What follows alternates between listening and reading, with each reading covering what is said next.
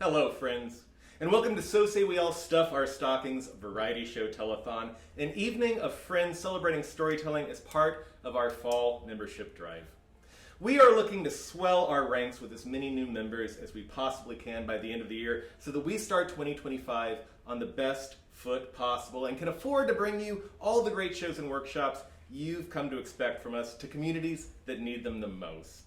With me is my vertically superior co-host, Brandy Dyke-Hewson, our So Say We All program director. And hello, and thanks for being here, wherever here is for you. We already have a solid set of programs booked for the beginning of 2025. We've got our second Sunday Writers Workshop series at Thorn Street every month. We've got a Just for Veterans Vamp in March coming up. And we're also going to be working with the Peace Corps on their stories February and April. All this is to say that we've got some pretty ambitious projects lined up just for the first part of the year. So there's no way of knowing how the funding climate's going to shake out for the next year. So we're just relying on membership more than ever before. Hence our first ever telethon. And we have some great friends helping make this happen because my addled brain can't handle technology anymore. We've enlisted the Zoomers at Cable 2, one of the greatest streaming arts collectives in America. They're coming in and moderating from all over the country right now. And here in our studio, we have Holly Andy, who is making everything work wonderfully. She's the best thing ever. Almost as wonderful as the Costco brand mental health vitamins I have to take all of the time. So thank you to everybody who's helped this. You'll all be able to watch Holly actually make her Vamp debut this month in our December Vamp, Slay Queen. That's going to be on Thursday, December 26th at Whistle Stop. So come on down. Why don't you bring any friends and family you have around for the holidays? It's a great way to keep them busy and cultured. And unlike SeaWorld, So Say We All has to date never been responsible for the death of an orca or a trainer. So that's a much more moral choice you'd be making coming out here. You could even get a churro somewhere else and bring that in so you're really missing nothing. And you don't have to go to Fish Auschwitz. So I think everybody's a winner there. So we are completely live this evening, if you can't tell by the buffoonery of my performance. So it's extra special for us if you would become one of our supporting members during this live stream telethon. We can thank you in real time during the show. All you have to do, go to patreon.com/SoSayWeAll online. You don't even have to close this window. You can open another tab and do it in there. And if you don't know how, ask your grandchildren. You can sign up at any tier that fits your bank account. And not only do you get all of the benefits that have always existed for each tier of So Say We All supporting membership, but if you sign up during our fall membership drive, you get invites to our holiday party that's coming up next Friday. You get our entire back catalog of So Say We All press. And at my most personal sacrifice, you get to workshop 5 pages of anything you want with yours truly. That's right, it doesn't even have to be a Vamp story. It can be 5 pages of a book. It can be a 5-page diatribe on your asshole ex-partner. I will read it, and I will try not to tell you that you're the problem. What about poetry? I will even do poetry. I will even do poetry. That's how much I'm committed to the betterment of So Say We All and our mission of helping people tell their stories and tell them better. So please do that. We are watching the digital lines right now, and we'll call you out if this happens during the show. And our chat is also live and being moderated, like I said, by our friends at Cable 2. So please say hi to the performers. Cheer them on with your fingertips. We'll talk back as it goes.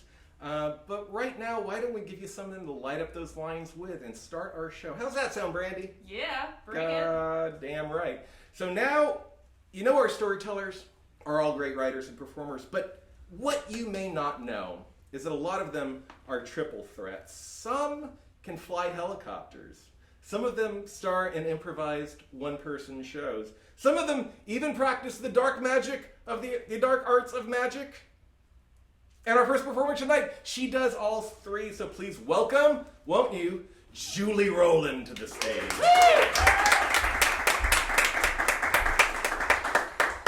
Hello. That's right, I practice the dark arts of magic and also dark magic. I'm going to do a little bit of magic for you, not the dark kind. We'll do some light magic tonight. But because you guys are separated from me by great geographic distances and screens, I'm going to invite Brandy to the stage to be our de facto volunteer. Give it up for Brandy, even though we can't hear the applause, but it's nice. All right, first things first, I do have a deck of cards. Ta-da! Would you like to inspect the deck on behalf of all of our viewers? Oh, or absolutely. Maybe what you can do is I can have you fan them and just sort of like show the screen, Great. Shuffle deck of cards in exactly the order I put them in. So you could give them a shuffle, actually. We'll shuffle? All right. It's probably for the best. Let's see. Now, hopefully you all trust me, but you shouldn't. Okay, because I'm a magician. All right. Eventually, once you get to know me, you should definitely trust me. So what we have here, shuffle deck of cards. I'm just going to flip through the deck. You'll tell me when to stop. We'll do a couple quick tricks for you. So I'm going to flip through the deck. You tell me when to stop. Stop. Alright, you said right here. You can show that card to the viewers, and it's the Jack of Clubs, right? It is indeed. Okay, perfect. That's just me warming up. That's just me just having fun with Brandy. I'm and already you guys. confused. Okay, cool. So, yeah, the point is mass confusion. We'll just do another one quickly. Tell them when to stop. We're going to spice it up right here. That's going to be your card. Take it. You can show them. I don't know what it is yet, but give me a second. I'll figure it out. You got it? I do. Everyone's memorized it back home? I can't hear you, so I'm going to assume yes. Alright, throw it anywhere back in the deck. Alright, just like that. I'm not marking the card, I'm just going to squeeze the card. Just like that, it should go all the way through the deck. Was that the card? No. See if this happens sometimes. I squeeze too hard and I don't know my own strength. It goes through the deck, but then it goes through my hand and through my arm. Was that the card? I don't know if they can see that. You. Holy shit, it was. Let's see, let me hold it back here. 5 of diamonds? That's okay. We've got a few people in this house, and they're freaking out. Okay, I'm worried. Yeah, all right. We'll try. How are we doing on time? Like one more trick or Absolutely. two? Okay, we'll do let's see, two. We'll do two more, a small one and then a slightly bigger one, just for the fun of it. All right. Tell me when to stop here. Stop. Okay, that's gonna be your card. So that one went through my arm. You can show them if you want. Great, you've got it memorized. Yep. In the deck, just like that. Again, this time I'm not going to squeeze it through my hand. I'm just going to squeeze it through the table. And let's see, it could have gone through the table. Just like that. Was that the card? I have no idea what's going on. How do you do this? You guys aren't even applauding back there? Come on. You couldn't do that. All right. We got some magic. All right, we're gonna do one more big finish, okay? We call this a big reveal. So, Brandy, would you just tell me when to stop one more time? Stop. Right there. You got the card. Memorize it. Mm-hmm. Show them. Okay. Show them. They can see it. All right, throw it anywhere in the deck. All right. You guys know that I can move it through a table. I can move it through my own body. We're gonna instead jump it in the air. Here we go. And in this drawer, but I said a big reveal. That's a big reveal. Oh, all right. Thank you very much. And I think I'm gonna go over That here was now, incredible. right? Julie, come Okay. give it up for Julie one more time. Julie. Give it up for Brandy also. Brandy. Great volunteer. Julie, my brain is shattered into a million little pieces. That was amazing. Good. I have a question for you that's been burning a hole in my heart. Please. I know that women have been allowed to serve in the U.S. military for a few years now, but how long have they been allowed to practice magic? Justin, we're still not allowed to practice magic, but Wow. we've been doing it for centuries. Wow. Yeah. So I'm taking a risk by putting this on the internet. I don't know if we're violating any standards tonight, but this might be a first, ladies and gentlemen, a woman who does magic. There's right no here. law against it, but it is frowned upon. Oh, well, keep on being a rebel. And is there anything you have going on? You have so much else going on. You have your own nonprofit that I have benefited from as a member and met some wonderful friends. But why don't you tell our friends about all the good you do out there? Other than the light magic I do from time to time, I do run a nonprofit. It's called Just Trying to Make Friends, and we have a very similar mission to So Say We All. Our mission is to promote the arts and build community, and that's a big part of why I love So Say We All so much, because they're doing the same thing. But we put on free variety shows featuring magic, music, comedy, and we say everything else. We have featured storytellers from So Say We All, but we've had everything from crochet to fire sword dancing, puppetry, and we put these shows on from time to time in bars, restaurants, theaters, and backyard spaces. You can follow us at JTMF Show. But we don't have a show for a few months because I'm studying for the bar right now. So. Well, I have a wild prediction of my own for my third sense that people are going to need a lot more community in 2025. So yeah, I think so. Yeah. So find Julie Rowland on Instagram or wherever the socials exist. Julie, thank you so much for taking the time out with us. Give it up for Julie one more time. All right, are you ready to kick off the storytelling portion of tonight's evening? We are starting off with one of the greatest allies So Say We All has ever had. Not only is she an amazing writer and performer in her own right, a mentor to many of our storytellers in the coaching process, but a mentor to me also because she has served as 1% of the many people who have been my boss as a board president of So Say We All. Give it up for the wonderful Marion Wilson. Woo!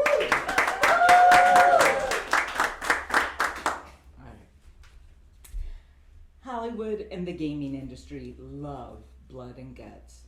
They go for it all the time, and many of us go along for the ride, hoping for the ew.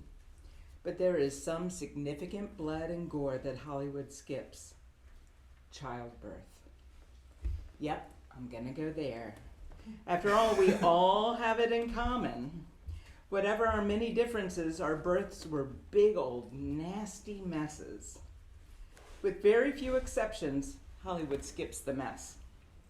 You see a woman clutch her side or sharply catch her breath. Then usually there's the water breaking, and if seen at all, this is a nondescript puddle under the woman. And if the director's being edgy, her pants will now be wet. Jump from there to the hospital where the woman is grunting, maybe even screaming and pushing, teeth bared. And there might be a shot of the dad-to-be feeling sick or nearly fainting, and then poof, a beautifully clean 6-month-old baby appears. The parents smile with relief and scene. Not the case. Not the case at all. How do I know? I have created 2 of those huge messes myself. 2 deliveries, 2 children, and 2 big trash bins full of blood and guts.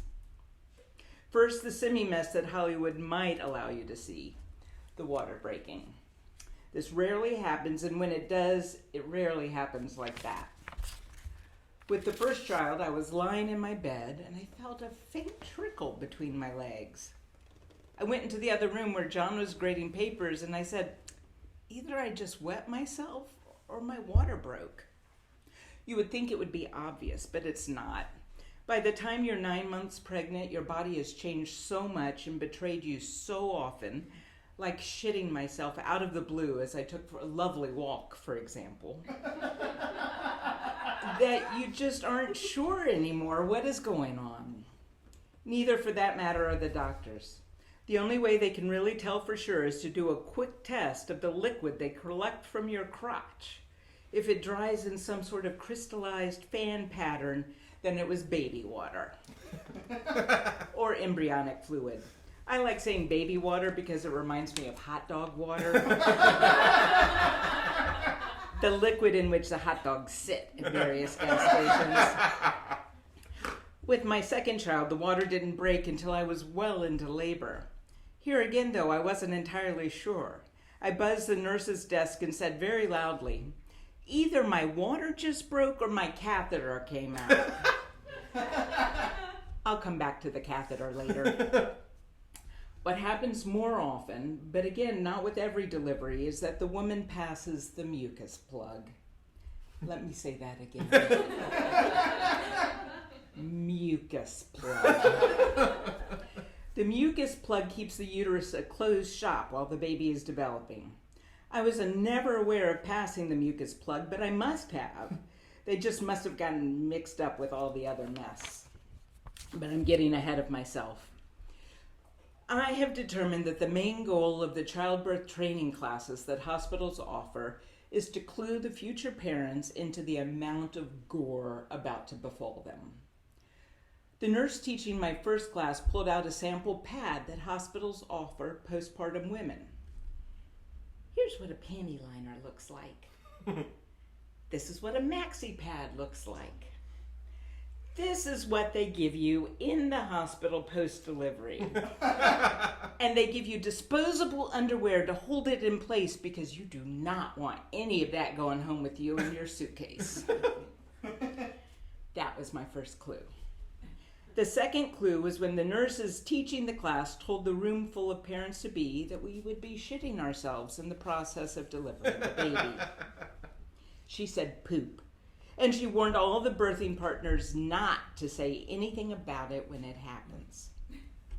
One of my friends doesn't know if she shit during childbirth or not because her husband won't tell her. That means she did. John did not say anything at the time, but afterwards he told me I did. Twice. Looking back, I know when it happened because all the doctors and nurses and technicians in the room began a chorus of, "Great job, Marion, that's it, and keep pushing," as if there was a choice. Then a clean sheet was stuck under my ass. Twice. That was with the first baby. With the second baby, we didn't even pay attention. They used to give women enemas when they first went into labor, but they don't do that anymore. Shit happens during childbirth.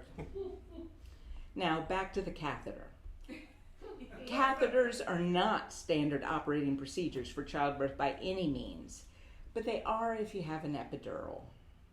And for me, there was no question about whether I was going to have an epidural. I would have changed my middle name to Epidural if it were required. As one birthing teacher told me, the distinction between natural and unnatural childbirth is false. The only thing unnatural is if the baby doesn't come out. My babies were coming out, and I was going to take full advantage of any and all drugs in the process. John can't help me as an eyewitness for this part because he was sent out of the room. Only the assisting nurse gets to see the epidural specialist as they insert the needle into your spine. That was fine with me because John is so bad with needles that I suspect he would have fainted right there before we even got to any of the real gore. So once the needle is in your spine, you get a little booster mechanism to give yourself a little extra dose of meds if you need to take the edge off. Then it times you out for 10 minutes. I spent most of the time in the delivery room pressing the booster button, saying things like, "Jesus Christ, I know it's been 10 minutes by now," until my thumb cramped. Oops, I segued too far away from the catheter. The epidural renders your body below the waist useless, and what with the needle in your spine and all, getting up to go to the bathroom is difficult. So to keep you from sitting in a growing puddle of your own pee, they put in a catheter. So the pee is taken care of and the poop is yet to come. What else? Ah, yes, the blood. Back at the childbirth class, when we toured one of the delivery rooms, our guide pulled down one of these huge spotlights that are directed at your vagina when all the action happens. Yes, your vagina is essentially on stage with lights and a surprisingly large audience. On the tour, when this light was pulled down to show us, we could see clearly that it was splattered with blood. The guide quickly pushed it back up again and told the nurse that the room had not been properly cleaned. I suspect that it was all part of the act, all part of our blood and guts inoculation. When the time to push arrives, the end of the bed is pulled away and what is essentially a trash can is put by your butt. That way, all the nastiness goes straight into the garbage. The blood, the shit, the mucus plug, the afterbirth, any remaining baby water, all of it, except the baby, of course. And once the pushing started, I was all business. The doctor practically forced me to reach down and touch my daughter's head when she was crowning. I didn't want anything to mess with my focus. And at the time, I would have sworn my survival depended on my focus. But I reached down, because I'm a pleaser, and touch something large and firm where my vagina should have been. Of all that I went through in the deliveries, that is what grossed me out the worst. And for John, what grossed him out the worst was cutting the umbilical cord. This is meant to be, some symbolic gesture to include the birthing partner, but John wanted no part of it. And I was fine with that, and we planned for him to simply say, no thank you. But the nurses were not hearing of it and practically forced him to cut the cord. Like, here, take this pair of scissors and cut through this flesh that just came out of this woman. Of course, I ripped in delivery. That means the skin between the vagina and the anus tore. Doctors used to cut that skin, but now they just let it rip. One of the last things the doctor does, if necessary, is to stitch up this bit of skin. Remember that I was numb below the waist, so I had no idea what she was doing. I scooted up in bed to get a better hold of the newborn, literally unaware that the OBGYN was sewing my taint back together. She gave out quite a shout, as if after all of this, that's what concerned her. Finally, a person comes in to clean up the new mother. This has got to be one of the worst jobs. She wipes down the woman's vulva, ass, and thighs and throws all the sheets and towels and nastiness in the trash can before wheeling it out. I hope she makes more than minimum wage. I should have had John tip her. And now you know. Of course, I didn't have a C-section. I'll get one of my friends to tell you about them. I've heard there is nothing like having your internal organs piled up on top of your abdomen while they pull the baby out. Let's see if Hollywood ever comes to terms with that. Woo! Oh my goodness. Marion Wilson, give it up for her as we are in the studio, so at home. I love that story so much, and since you are joining us here on a very special evening of Socio-EL during our Stuff Our Stockings Telethon fundraiser variety show, I'll let you in on a little backstage secret about Marion's story that I like to tell about her. Right before she did that at VAMP, during a night of otherwise very sexy storytelling. I'm not shaming your kink if you do think that's a sexy story, of course it is. But she whispers right in my ear right before she goes on stage, and she says, "My mission tonight is to make sure nobody gets laid." And that's also why we have this show during your dinner time. So thank you again to Marion so much. We will be right back after a very special message from our co-founder and my brother from a different mother, Jake Arkey. Hello everyone, my name's Jake Arkey and I'm the co-founder of So Say We All. I'm just here spinning my dreidel and watching everything come up Gimmel. Why? Because I'm not just a co-founder of So Say We All, I'm a supporting member. And I'm here to say that I would absolutely love it if you could join me in becoming a supporting member of So Say We All. We're looking for 25 new members at the very least to join us in 2025 because we are looking to do more in 2025. Expand programming, locations, venues, outreach, and all of that comes from being a supporting member. Plus, you get tons of perks along the way, and you get to hang out with me and spin a dreidel every once in a while. So if you could find it in your heart to pick up your dreidel and take the spin with me, I would greatly appreciate it. And together, everything can be coming up Gimmel in 2025 with So Say We All. Thank you so much for your support. We'll see you in the new year.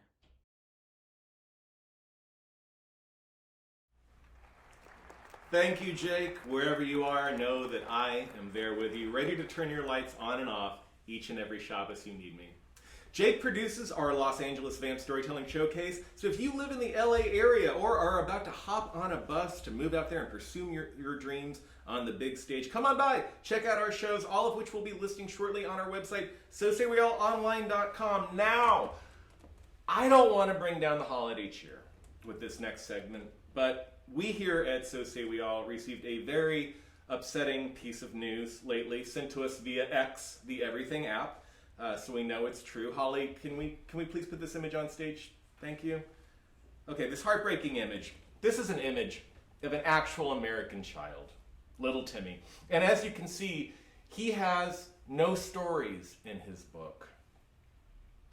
Now, I would expect this kind of deprivation, there's little Timmy there now. I would expect this kind of deprivation in a country with less culture and more resources, like the Netherlands or Canada. But here in America, the land of plenty, children are suffering right now from a lack of stories. It's hard to look at, I know, but you can do something about it right now by becoming a supporting member of So Say We All over at patreon.com/So Say We All online. Don't let little Timmy go another night staring at empty pages of his book with his tears dribbling down his chin, okay? Let's get this actual American child something to read tonight, okay?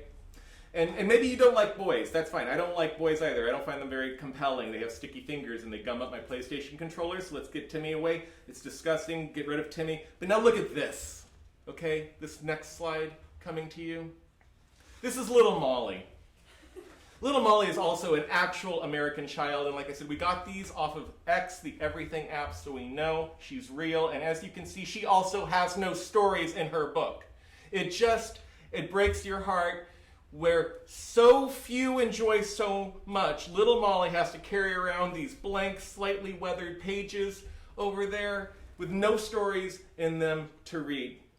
And making stories is what we do here at So Say We All, with your support. So right now, please help sure that these actual American children can experience the joy of hearing us talk about our tumultuous relationships with our parents. Go to patreon.com/So Say We All online and sign up at any tier that fits you today. But the more you give, the more we know you love us, little Timmy, and little Molly. Okay, so now to segue perfectly from that and lift your spirits back up, we'd like to welcome to the stage a brand new father in his own right who would never let his child go without stories. Please welcome So Say We All social media manager and human forehead vein, Brent Hannafy is here to tell you a story about a Christmas that almost wasn't. That might be my best introduction of all time. A plate of cookies on Christmas morning, a single perfect bite missing from one of them, was indisputable proof of Santa's nighttime incursion into my house. At 8 years old, that was all the evidence I needed to believe in him. God, on the other hand, I needed more convincing. The Almighty never gave me a Millennium Falcon Lego set for Christmas, but Santa, he knew how to pick them. No kid chooses to become Catholic. They're simply assigned the designator at birth, and it's officialized the moment that baptismal water lands atop their head. And when that kid has an especially traditional father like mine, one who takes immense pride in showing off his wife and 3 sons at Sunday Mass, not only was there no tolerance for questioning one's faith, there wasn't even the opportunity. So what is a Catholic boy supposed to do? He goes to Mass every Sunday. I traced the lines of my father's hands during the gospel readings. The veins between the bones and the wrinkles in his knuckles often proved more interesting than anything coming from the lectern. But occasionally, the service caught my attention. Some sermons were entertaining, even funny. Many of the hymns were catchy. And some priests preferred to end the service early, which meant my brothers and I were able to get out of there faster. We'd rush outside where pink boxes of donuts waited and fight over who got to have the apple fritter that week, while my parents milled about glad handling with the congregation. There was one Mass every year I genuinely enjoyed, the nighttime Christmas service. Sure, I wanted to go home and play with the toys I'd gotten that day, just like every other kid in church, but I always thought it was a majestic way to end the holiday. I loved the royal purple banners flanking the altar, the Advent wreath, its 3 candles glowing like amethysts. My favorite moment was the concluding performance of the Ave Maria, sung with spiritual gusto by a beautiful red-headed soprano. I imagined Jesus as the bearded, soft and sandaled white guy depicted in the catechism books. His most affecting likenesses were the post-resurrection ones, a savior with the crucifixion's surreal puncture wounds in his hands and feet, preaching to eager masses, their devoted heads upturned to behold him. I prayed to Jesus for good fortune before vocabulary tests. I prayed for his blessings when my brother got a blood infection. I prayed for his mercy when I sinned.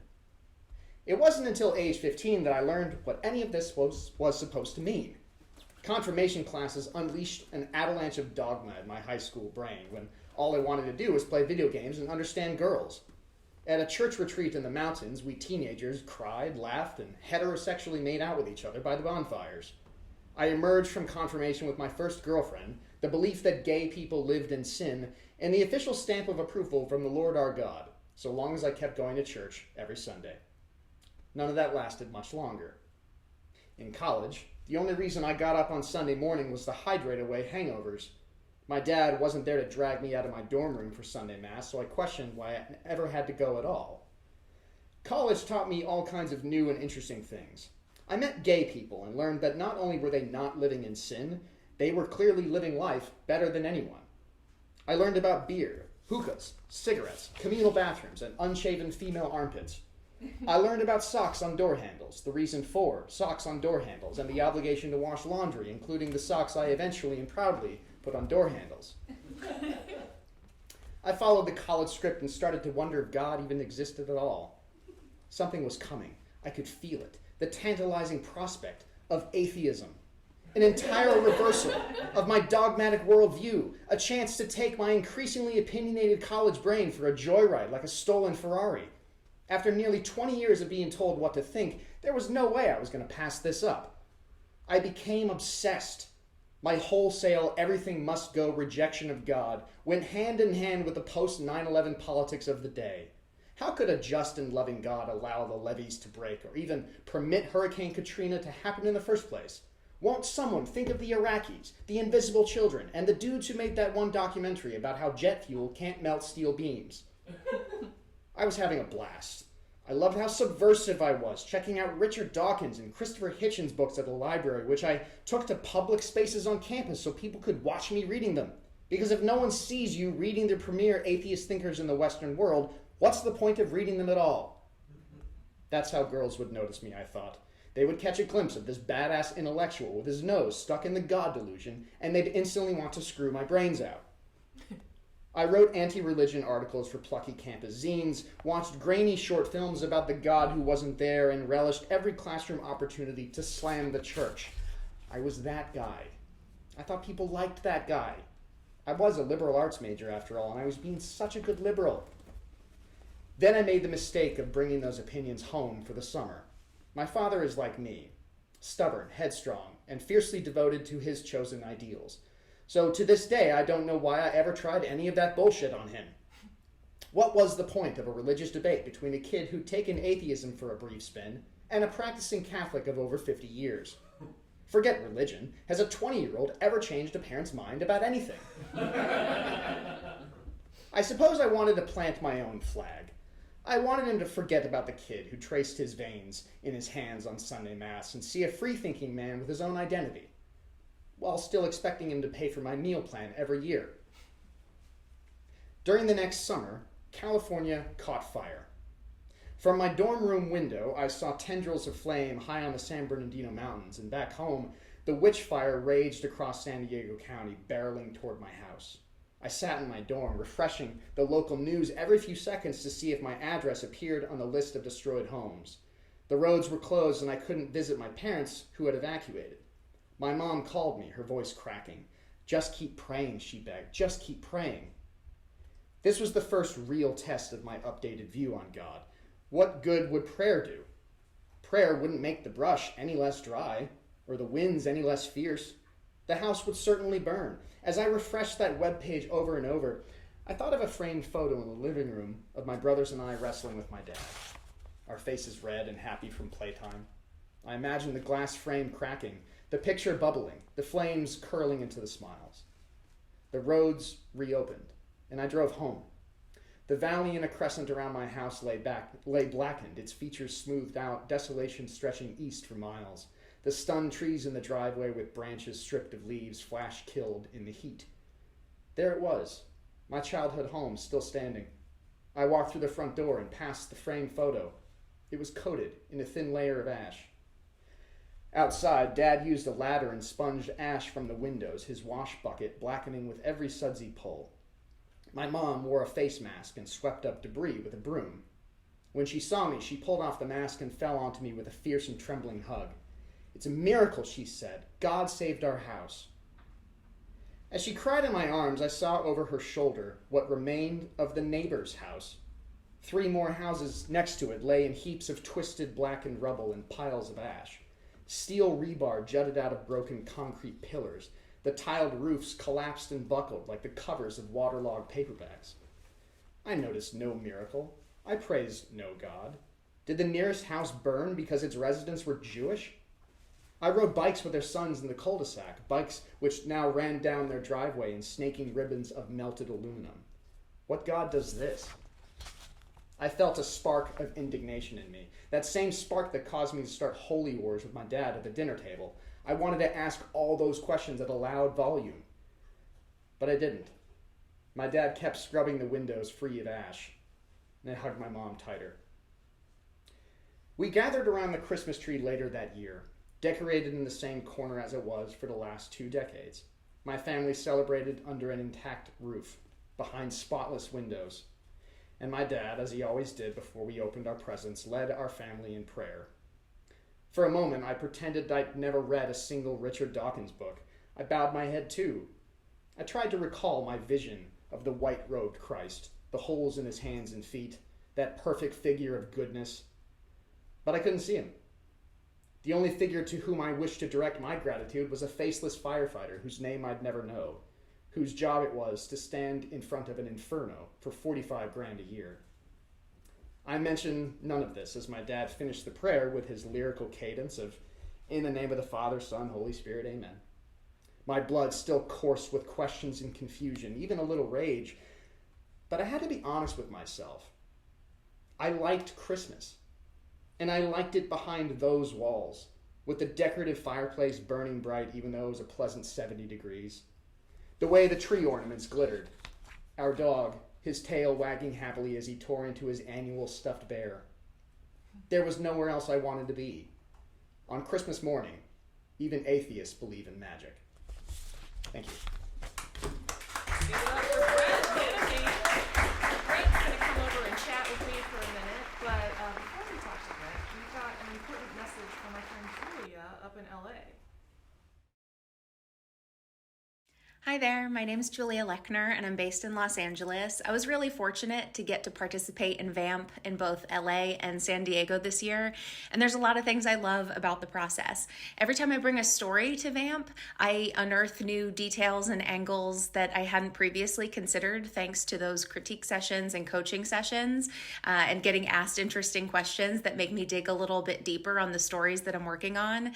And just as a participant and a performer, I've made new friends both in LA and in San Diego, a city that I don't live in. And now I'm in touch with folks on social media. We cheer one another on at shows. And I feel like I have a new community of writers and performers and storytellers I've met through So Say We All. And I'm really grateful for that. And I'm looking forward to doing more VAMPs in the future.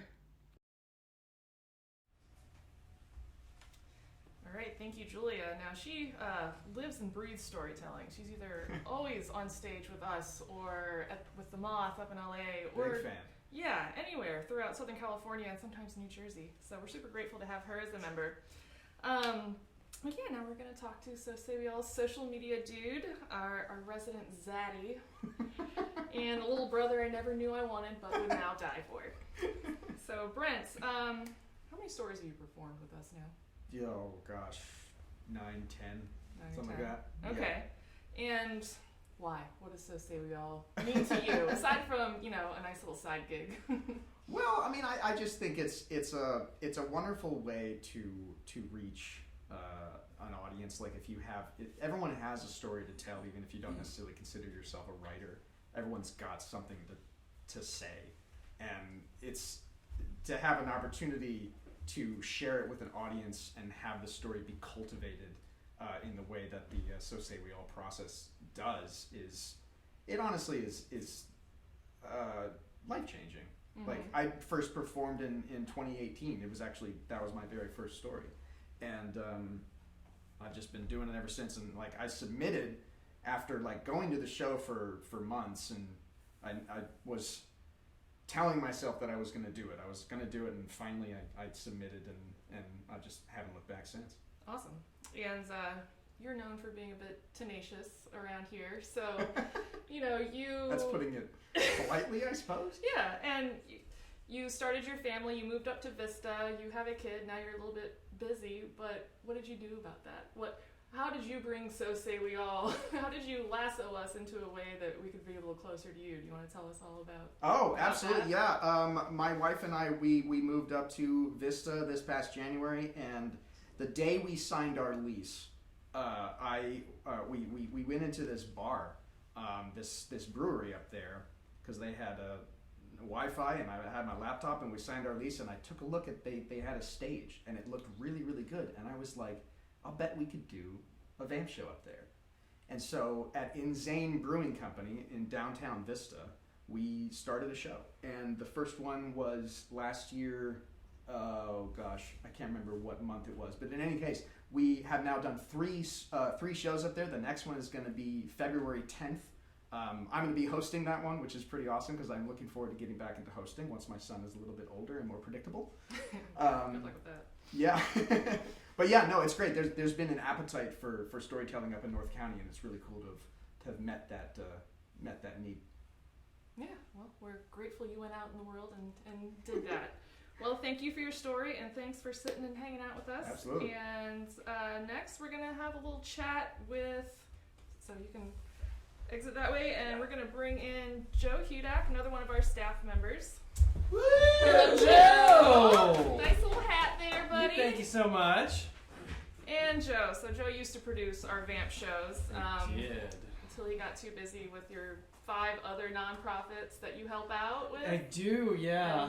Most of which have something to do with veterans and I am. PTSD. Yeah, so I'm a veteran, and I work deeply in the veteran nonprofit community here in San Diego, and so I'm always excited to have opportunities for veterans to share, like here at the Veteran Writers Division, and we're having a show in March. So the submission date for the veterans to get their submissions in is January 5th. January 5th, Yep, and the prompt for that is stateside. So if you're a veteran and you want to talk about all that fun stuff that we do stateside, please submit your story prior to January 5th. We would love to have you in the show. Mm-hmm. Yeah. And yeah, thank you. So first of all, and I don't even think I heard this story before. So tell us about how you came to So Say We All in general. Like, how'd you find this community? I came here because I was doing public speaking in the veteran community, and I thought that So Say We All would be a good outlet for public speaking for the veteran projects I was working on. Justin told me, no, don't do that. Instead, please God, tell stories. And so Justin courted me, stalked me for the next 5 years, and finally got me on stage. And I've been with the company for the last 5 years now, and I just couldn't be happier. I think this is a fantastic community, and it's a wonderful place that I feel that I've put down roots, and I love being here. Yeah, well, we love having you here. So how do you think that storytelling can be important for the veteran community? Because we're always, I mean, we have, fairly regular veteran programming, but being in both worlds, obviously, like, why is that important? Why do you think veterans should jump in on this?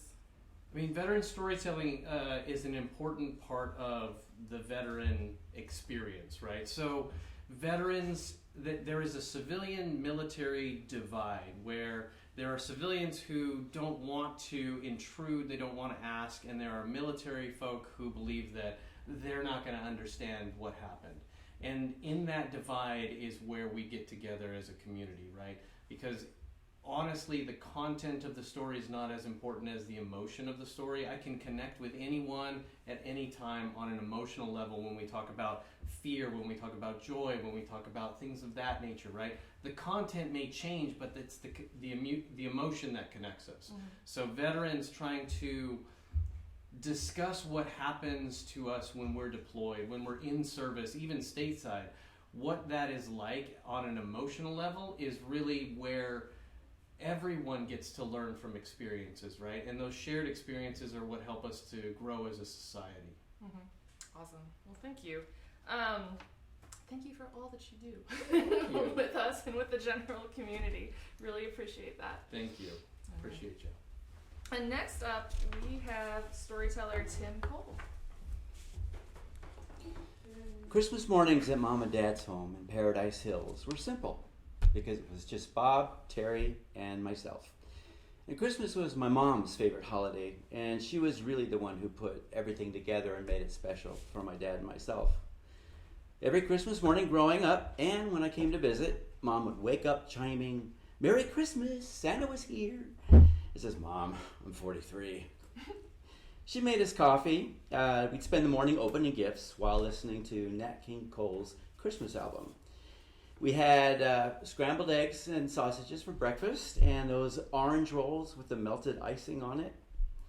And then Dad would spend the afternoon watching golf, and Mom would begin a 5-course meal for guests that we typically had over in that evening. And sometimes I had to go to work, which I really didn't mind. But Christmas of 2010 was going to be the first one without Mom, who had died from brain cancer the previous year, just leaving my dad and myself. Now, my dad was ex-Navy, who, God forbid you should pay him any disrespect. He was responsible for providing me for the basics, but for much of my early life, I felt intimidated by him, and we weren't exactly chummy. He had a passion for golf, and I had a passion for roller coasters. There was nothing in common. And he didn't know how to be emotionally available, nor did Mom, really.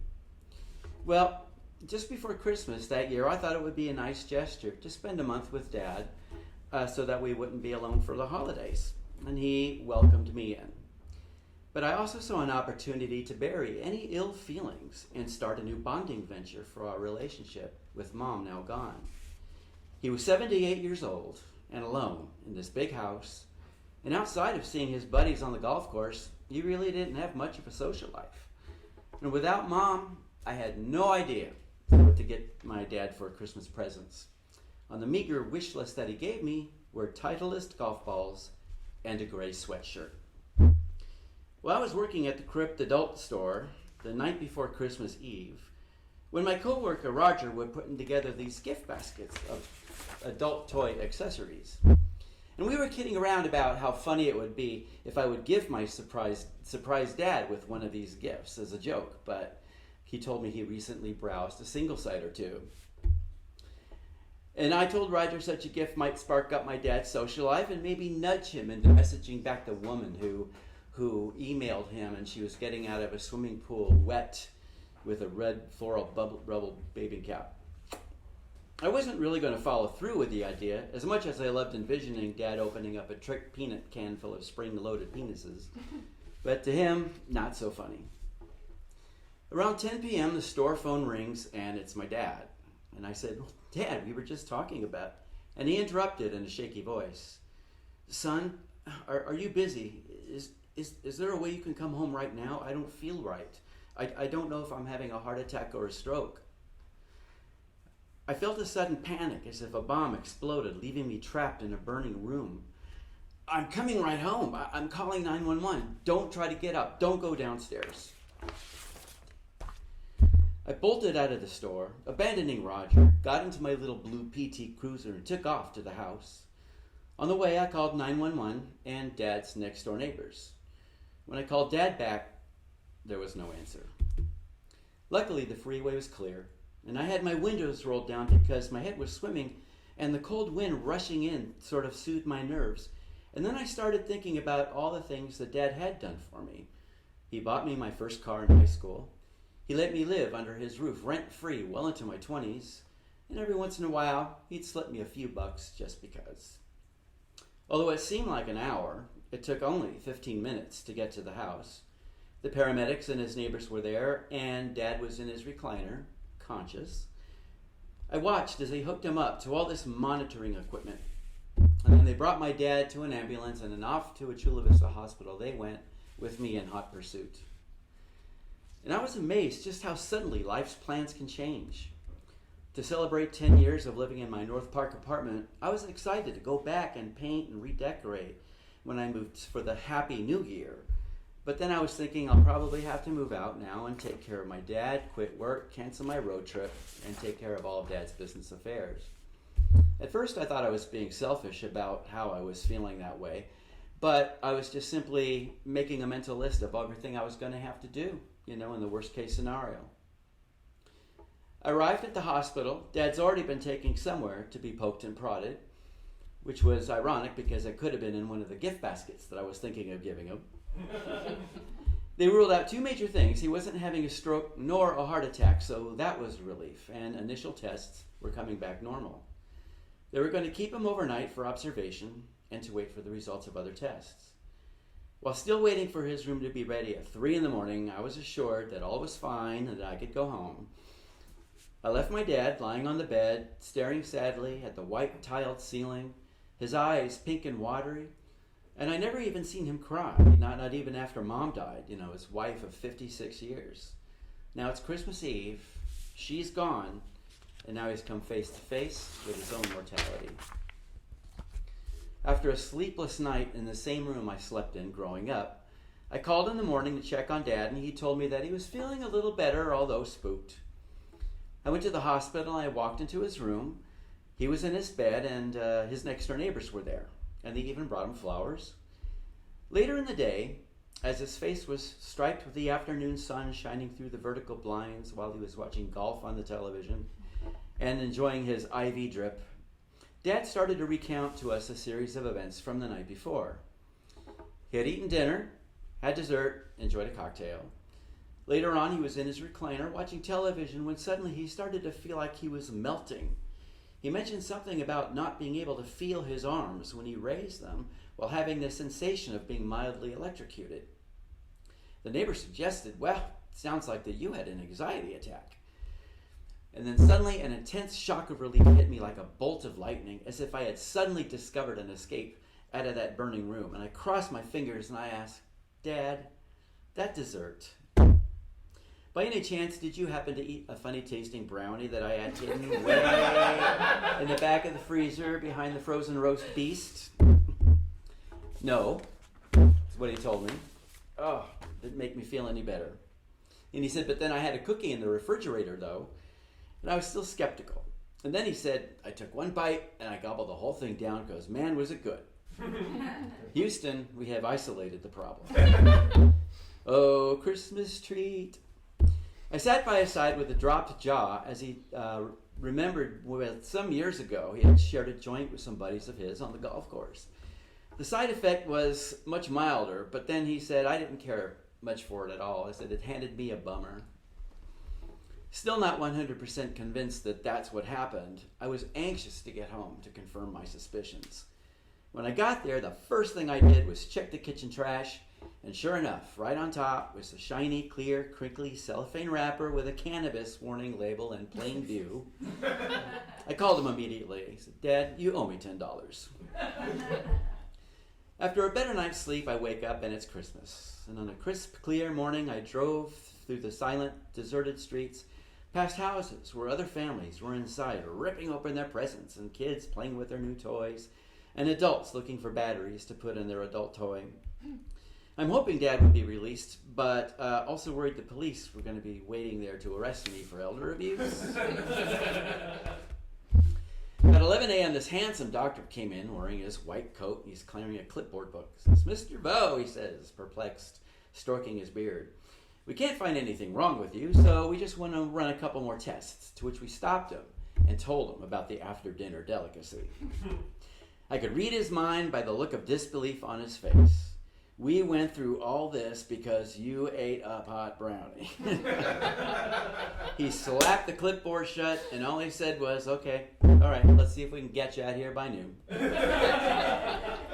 So on the way home, Dad and I stopped for breakfast at Denny's, where I ate the traditional scrambled eggs and sausages, while Dad polished off 2 Grand Slams, my hash browns, and half a pecan pie. At home, we opened gifts while we had coffee and those Pillsbury rolls with the orange icing on them. And as I watched Dad enthusiastically try on his new gray sweatshirt, I was amazed that he took this whole thing in stride. In contrast to a time decade earlier, there was no damaging consequential impact on my ego for me putting him into the hospital on Christmas.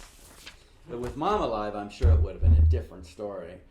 I suggested to Dad that what happened actually prevented us from having to experience the emptiness of a Christmas morning absent of Mom's cheery wake-up call.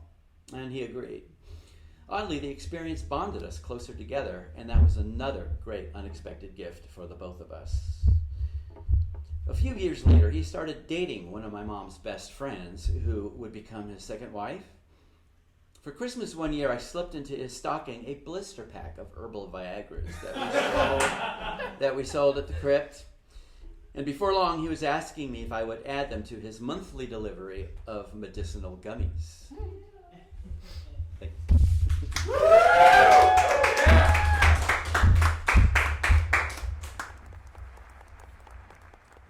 Thank you so much, Tim, for that story of unlikely Christmas cheer. So we're going to take another moment and just get a quick message from the host of Long Story Short, David Zafra. And Long Story Short is our monthly open mic, free-range storytelling showcase. It's the first Thursday of every month at Thorn Street Brewery. So let's just take a few moments to hear what David has to say. Hi there, my name is Julia Lechner. Hey everybody, my name is David Zafra. I am the current host of Long Story Short, which is an open mic style show where anybody that wants to is able to sign up to tell a true story in 5 minutes or less based off of the month's theme. And I've been honored that I have been able to host this show over the past 2 years. And I've been attending Long Story Short even longer than that. I stumbled across it through So Say We All. And I found it at a very crucial time in my life when stand-up wasn't going the way that I wanted it to. Long story short, offered me the ability to express myself in a way that I hadn't been able to do with stand-up. And even though we do have a lot of very entertaining and funny stories at Long Story Short, there is no special requirement for you to do that stuff when you get on stage. The main thing that you want to do is to be honest and to be vulnerable, and those are often the times the way that we are making connections on stage. And the storytelling community here has really grown. I've made some really good friends over the last couple of years doing the show, and that's the thing that really connects everybody, is these moments of vulnerability that you're able to connect with another person on a human level. And it's been amazing to see first-time storytellers come and then continue to see them show up, improve as storytellers, eventually take those stories and use them for a vamp story or for something else. But what's so cool about it is that there's no other show like it. A lot of the times people will say that they don't even know what they're going to talk about when they're going to get on stage that day, and it's really just them being raw in the moment, and it's an amazing thing to see.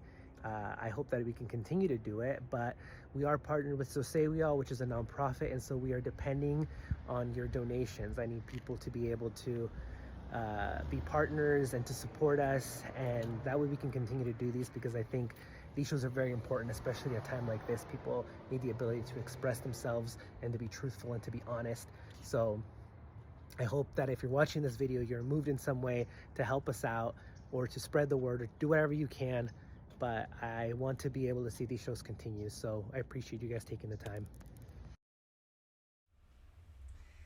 Thank you, David. We are super grateful for everything you do for So Say We All and for keeping Long Story Short running and for consistently supplying us with adorable social media reels.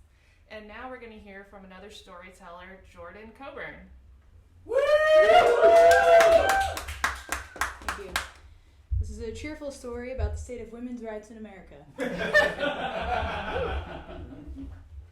Cheez-Its or saltines? Who does this nurse think I am, some kind of animal? Cheez-Its, obviously. I took the red pouch with a shaky hand from the angel, sizing up the amount of crackers that actually made it into the small bag. 9. Not nearly enough to stave off the toxic vat of nausea bubbling up inside me. Thanks, capitalism. Before the procedure, they told me I'd feel like this once the sedation wore off. But I wasn't prepared for the wave of anxiety that accompanied it as I came to alone in a giant room separated from the other traumatized women inside it by only flimsy medical curtains, their cast silhouettes in various states of mourning. On my left, A woman panicked as she said, "I killed it. I killed it. Please, God, forgive me." I hear the nurse's voice counsel her. "You didn't kill anything. It was just a small group of cells, okay? We got it so early, nothing even started to form yet." On my right, another woman whimpered into her cell phone. "You went to the beach with your friends? I told you you had to wait nearby." We were sitting so close to each other I could hear this stupid fucking dumbass on the other end of her phone. "Sorry, babe. You didn't tell me how long it was gonna take. We just have to finish up here and..." "Forget it," she cried. And I started to cry with her. I fought back the urge to reach my hand out and touch our mutual curtain in a futile gesture to make her feel less alone for a second. "Can my boyfriend give her a ride?" I asked the nurse through tears as she walked by my chair. Unfortunately, with COVID, no. It was the same answer I got when I asked if someone could come into the clinic with me that day.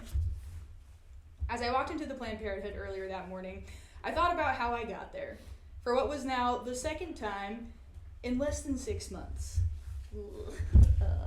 The sequel had felt very similar to the first iteration, except for a few key differences. For starters, the first go-round I had the electric experience of walking through the infamous pro-life protesters on my way to the door. Or in this case, the protester. A sad, adorable old man hunched over on First Avenue at 7 a.m. doing the Lord's work. As I walked by him, I fought the temptation to pat him on top of his cute little head. He was like the old man from Up, except instead of balloons, he was holding a binder filled with laminated pro-life propaganda and bloodied baby carcasses that I love to imagine he printed out by the dozens at Kinko's earlier that morning while whistling a tune. These, too, would be his ticket to the heavens.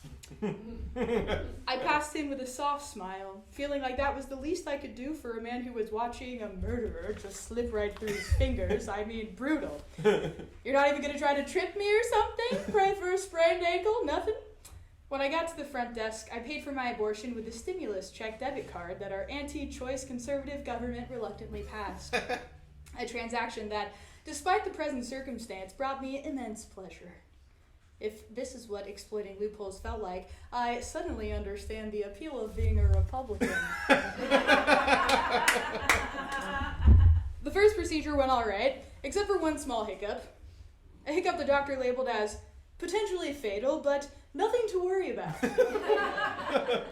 You see, immediately after you get an abortion, they empty the contents of their Dust Devil vacuum onto a petri dish to confirm whether or not they ghost-busted the pregnancy. I had named mine Casper. I don't really like Casper. But apparently he was nowhere to be found in this tissue sample, which I was told could mean one of two things. One, that I was so eager to get this unwanted child out of my hostile body that the cells hadn't even grown enough yet to be detectable by modern science. Or two, that I had an ectopic pregnancy, meaning the pregnancy could be growing outside of my uterus and, if untreated, could rupture my fallopian tube, causing agonizing pain, hemorrhaging, and possibly death. Nothing to worry about. Blood work in the coming days would confirm that my pregnancy hormones had dropped, indicating that Casper was in the petri dish the whole time, and was officially set free from the pathologically disheveled, financially drowning, manic depressive potential parent that I was at that time. My body, my health, and my future were in the clear. That wasn't until a few months later, when Casper 2, the last Casp, happened. I legitimately Googled if Planned Parenthood had a punch card program for the poor fertile souls like me. Much to both my and the conspiracy theorists who did make a mock-up image of said punch cards dismay, they did not actually have an abortion rewards program, and I was on the hook again for an expensive trip to my old friend. Trying to avoid the cost of additional blood work associated with an ectopic pregnancy scare again, I figured it'd be cheaper to wait a couple more weeks to get the abortion this time around. Then I'd have a smaller chance of needing to charge more blood work to my almost maxed out $15,000 limit credit card. Now, if you're listening to this and thinking, Jesus, this lady really doesn't have her shit together. My point exactly. As it turns out, waiting a couple more weeks into the pregnancy meant experiencing more of the extra shitty symptoms of early pregnancy. And the 7 days leading up to my second abortion were filled with nausea that was so bad, I was convinced I was incubating the Antichrist. Every morning I'd wake up and just projectile vomit, then bear crawl my way to my office chair onto a Zoom meeting, forcing an ungodly smile at my viciously unpregnant coworkers. I couldn't tell anyone at work. I couldn't take a week off. There's no such thing as anti-maternity leave. So I suffered in pain, shame, and the lingering smell of yak until February 9th, 2021, the day I got my life back. And my 6-month-long nightmare was over. Now, it's probably time I address the elephant in the womb. How'd I get pregnant twice in 6 months? It was my then boyfriend's genius idea to ejaculate inside me without a condom. He said all we had to do was work with my cycle. And if we just had sex during certain parts of the month, when I was less fertile, we'd be fine. Trust me, he said. I used to do this with my ex all the time. That's very comforting, thank you. I was highly skeptical of this clearly atrocious idea, but he continued to push, and eventually I relented because I, too, am a people pleaser. And much to not my surprise, the first and only time we did that, I got pregnant. And I was pissed. But silently pissed. I mean, could I really blame him? I had the option to say no. He gave me an out every time he asked, over and over and over again.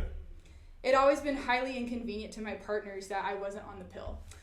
I tried going on hormonal birth control multiple times in my life in the service of men not wearing condoms, but every time something went wrong. I gained weight with an eating disorder, not an option. I fell off my dad's health insurance, couldn't pay out-of-pocket costs. One time I even landed in the ER with a multi-day string of migraine with aura that was so painful, all I could do to try to end my vision-impaired agony was close my eyes and cry in the fetal position. The doctor suspected the episodes were triggered by the hormones in my birth control. I'd carried a guilt with me through most of my life that I was the only thing standing between my partner and their pleasure. And I relented because I was sick of feeling like that. But not as sick as I felt when I read that positive test for the first time. And it hit me that I'd have to bear the weight of all this bullshit all on my own. I should have left him a couple times before, honestly. Like the time we were having sex during our first month of dating and I asked him to pull out and moments later he didn't. And I had to take plan B again for the 3rd time that month. Or the times when I'd wake up in the morning to his hard dick pressed against me, humping me awake despite the fact that I'd told him so many times that that's not how I wanted to enter my waking life in the morning. An object of his carnal compulsion, and I was swatting him away like a rapey fart cloud. It's accurate, I'm sorry. Men have exercised control over my body and life as long as I can remember, though. At 6, I was molested by my next-door neighbor repeatedly. He followed my family around, forcing us to move 3 times in 2 years until I ultimately aged out of his age of interest. The cops said there wasn't anything they could do to make him stop stalking me because he technically wasn't violating any rules. At 18, I was lured into a room at a party by a stranger when I was trying to find my boyfriend. He told me he knew my boyfriend and that he was in the room he was taking me to. But when he shut the door behind us, I quickly realized that nobody was in the room but us, and my heart and stomach sank. I panicked as he came towards me, and right before he pushed me onto the bed, my friends busted in the room, pulling me away from him. Nobody, including myself, said anything to the man who just got caught trying to rape me because he was just drunk.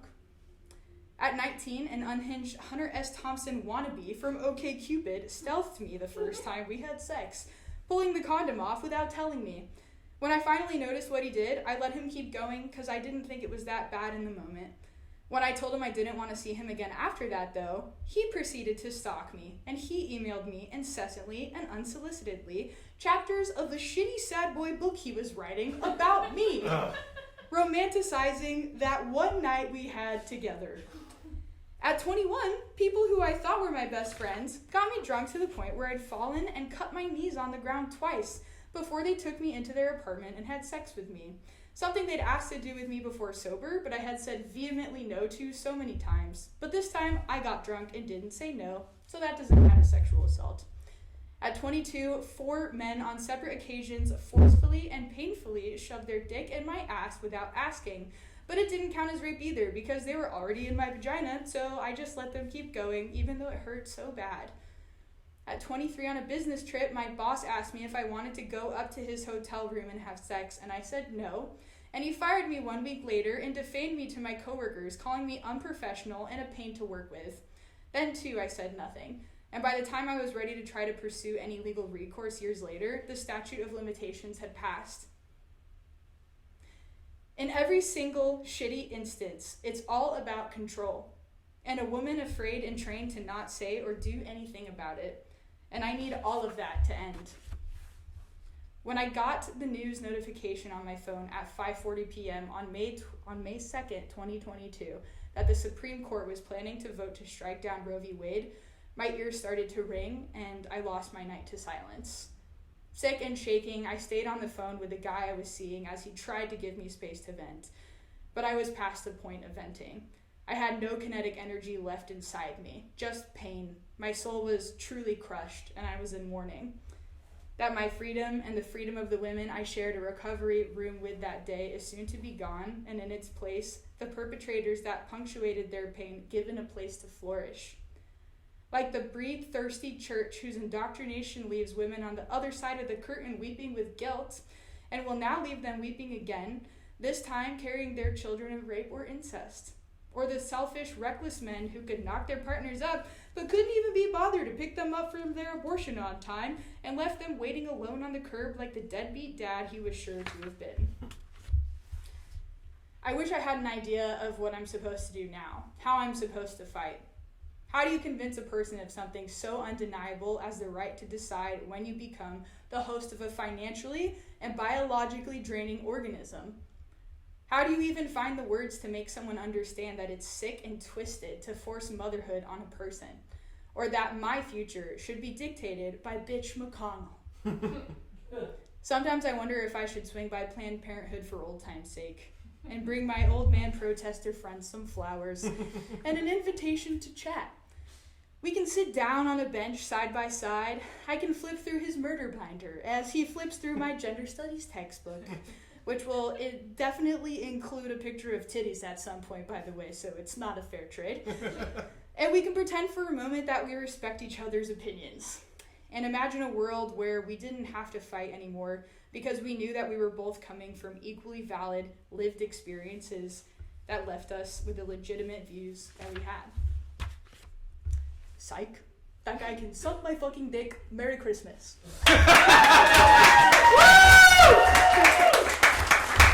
Holy shit, Jordan Coburn! Oh, that was amazing. I love that story so much. Thank you. I wanted to ask you a question when I was revisiting your story that's been really, on my back lately because for those of you who don't know out there, Jordan is also an amazing stand-up comedian and comedy writer, and is one of multiple women comics I know who have left stand-up because it's unpleasant. I'll let you elucidate on that. But I wanted to ask the question, what is the major difference in your experience as an artist between the storytelling community as you've experienced it and the stand-up community, and why is one so inhospitable to all of these talented women that are out there? Right. Thank you for asking that question. Yeah, it's very funny. For some reason, storytelling, everybody wants the person on stage to win, typically, I'd say, regardless of their gender. When it's stand-up, they just want you to eat shit and die. That's just the dynamic. I think it's oftentimes they've paid for a ticket, they got a sitter, they're out there like, you better dance and you better dance good, or else I'm not laughing. So that's just an immediately hostile environment. Whereas storytelling, I think, is it's also longer typically, so there's not a lot of expectations to get to a punchline, make people laugh immediately. You have some time to develop things. Audience is generally more patient, better people, I would say. And I think, comedy as a woman is rough, especially in a city where there's not a lot of female comics. So San Diego, unfortunately, just is one of those cities. There's amazing clubs around here, amazing people that do comedy, book the clubs. But I think the fact is if comedy is a reflection of society, and society, unfortunately, is still quite sexist at times. You see that in the scene, and it's even worse when there's not a lot of women there to sort of force the hand of the men that are already there. And that's San Diego for you, unfortunately. So women should do stand-up here as much as they can. I bitched out of it because I don't like hating myself. So I mean, that's the thing. It's like with any art form, you have to kind of like set your boundary about like what do I owe people and what do I not. And like I think it's a completely reasonable thing to come to terms with. You know what? I don't owe them my happiness. I don't owe them having to do this enormous extra amount of mental care because I'm subjecting myself to a masochistic enterprise, right? Because you're right, stand-up is historically masochistic. I don't know why people think that their little shitty admission gives them the bill to heckle. Like, it would never cross my mind to be sitting with my $12 margarita and onion rings and be like, I want to talk to that guy right now who's got the microphone. But then within the stand-up community, it feels like it just keeps... Maybe it's because it's inhabited by socially uncomfortable people. Definitely. Who have no self-moderation about how much attention they deserve. I don't know, I'm not a doctor. Definitely, yeah. Such a big part of stand-up, they say, is the hang. This is after the show or in between sets where everyone's hanging out in the back of the club. And if that whole hang is used to being a group of men and then a woman inserts themselves, to your point, I think it's hard to know what to do in that scenario. And I don't even think it's nefarious necessarily. I think it's a sort of reptilian brain. Right. We know about white panic and gay panic, and now there's incel panic. Right. A little bit. And I love those guys. I really do. They're great people, but it's rough out there. Well, I love your writing and I love your comedy, and if anybody out there is practicing stand-up and finding that they need a little bit more long form with a nicer audience, come visit us at So Say We All. So much nicer. And now, without further ado, on the heels of that, another talented woman. We have more than one here at So Say We All. Please welcome to the stage our friend, Heidi Handelsman.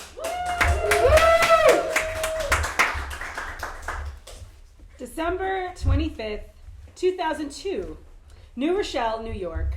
I'm home from college and I am exactly where I belong, at the movies. I'm with my dad and my sister about to see a matinee of Harry Potter and the Chamber of Secrets. Dad pays for the tickets, and as we walk into the lobby, a middle-aged woman passes me on the right. She says to me, "It's a good day to see a movie." I say, "Yes, it is." Then she says, "It's a good day to be a Jew." I say, "Yes, it is." For the uninitiated, this is Jewish Christmas. We Jews also get the day off on Christmas, whether we care or not. We are bored, nothing to do because nothing is open except for movie theaters and Chinese restaurants. Thus began the glorious tradition of catching a flick and going out for Chinese on Christmas Day. It is a widespread and time-honored secular American classic. I grew up in a suburban town just north of New York City with a sizable Jewish population. Think public giant menorah lightings in the center of town. As a kid, I did not know that there were people out there who would someday find my Judaism interesting, surprising, or even exotic. As an adult, I often hear things like, "Oh wow, you're Jewish?" Or, "Hey, I tried a latke once, we are the same." Or, "It's okay, sweetie, you can still have a Christmas tree. You could put Jewish stuff on it." It's the worst. Like they pity me because I don't do their holiday. Like I am deprived. I call it Christian chauvinism. And because of people saying that kind of shit to me, and because of all the stores playing It's the Most Wonderful Time of Year on repeat forever, I'll tell you what, if there's a war on Christmas, I'm a fucking general. My hometown has many synagogues and only one Chinese restaurant. On Christmas Day, 7 walks is packed. You know why? Because we don't need no fucking Santa. We don't care if your bells are jingling. We don't care if you've been naughty or nice. We stand up in our outsideness. We recognize each other in public space, outside of synagogue, in our apartness and our togetherness. We are citizens on Christmas. Please pass the egg rolls. December 25th, 2004. I've graduated college. I live in New York City, and I've met this guy. He's tall, lanky, artsy, moody, like Shaggy Doo in a black turtleneck with an attitude. We've been dating for almost a year, and I'm going to meet his family at Christmas. Christian Christmas, Methodist Christmas, This will be my first venture from outside of this holiday to the inside. Come with me through the portal. I arrive in his tiny New England hometown, a Hallmark movie in real life. I assume I have never seen a Hallmark movie. I walk in the front door and his parents, Charles and Nancy, put a Santa hat on my head. A new experience. I have never had a Santa hat on my head before. I am told I look adorable. Initiation or hazing? There is a Christmas tree. All of the ornaments are ancient family heirlooms. Beautiful angels, tiny musical instruments, sweet precious little songbirds. All of them have significance and sentimental value. All of them are extremely breakable. All of them must go onto the tree in a precise order. Decorating the tree isn't a fun project, it is a somber responsibility. Charles and Nancy are frugal and anti-materialistic, so all Christmas gifts are practical things. Packages of underwear, a new set of rubber spatulas from Target, pencils. Items like these are given with sincerity and received with gratitude. There is a gift for me, a box of gold-colored paper clips. Nancy says to me, the gold-colored inspired me. However, this family is also very much into creative self-expression. So every package of spatulas is beautifully wrapped and decorated with special gift ornaments they've been collecting and saving for years. Antique ribbons, bows, cards with pictures of angels, silk flowers, little sparkly knickknacks all come out of their boxes. Common household items transformed into holiday art, a sight to behold. We are going to church. This family is agnostic-ish, but church is their musical outlet. Charles is the choir director and Nancy plays the organ. We are going to a late-night service. The church will be all lit up, and at midnight we will participate in a candlelight procession. I am into this idea. It sounds very nice. But as I sit on the old wooden pew, I realize that before we arrive at the midnight part with the lovely candles, we have to get through a lot of New England Methodist Christianity. At this service, that means a lot of liturgy about the birth of the Christ child, the miracle baby born to a literal virgin, the king of the Jews, the answer to the prayer of the Jewish people. Basically, baby Jesus means that Judaism is now fulfilled, irrelevant, canceled, Messiah achievement unlocked, move up to the next level Jews, Christianity for everyone, huzzah! I try to maintain a cool, detached, anthropological frame of mind. But I just can't do it. So I squirm on my pew and clutch my candle, anxiously waiting. I read in the program that the last song of the evening will be Joy to the World. I am ready to belt out, Jeremiah was a bullfrog! But that's not the song this program was referring to. Despite these jarring moments of ick, various bumps on the road from outside to inside, I have a good time. Charles and Nancy are so sweet. Nancy only wears frumpy old-fashioned dresses. She doesn't own pants. Charles is into traditional Japanese musical instruments.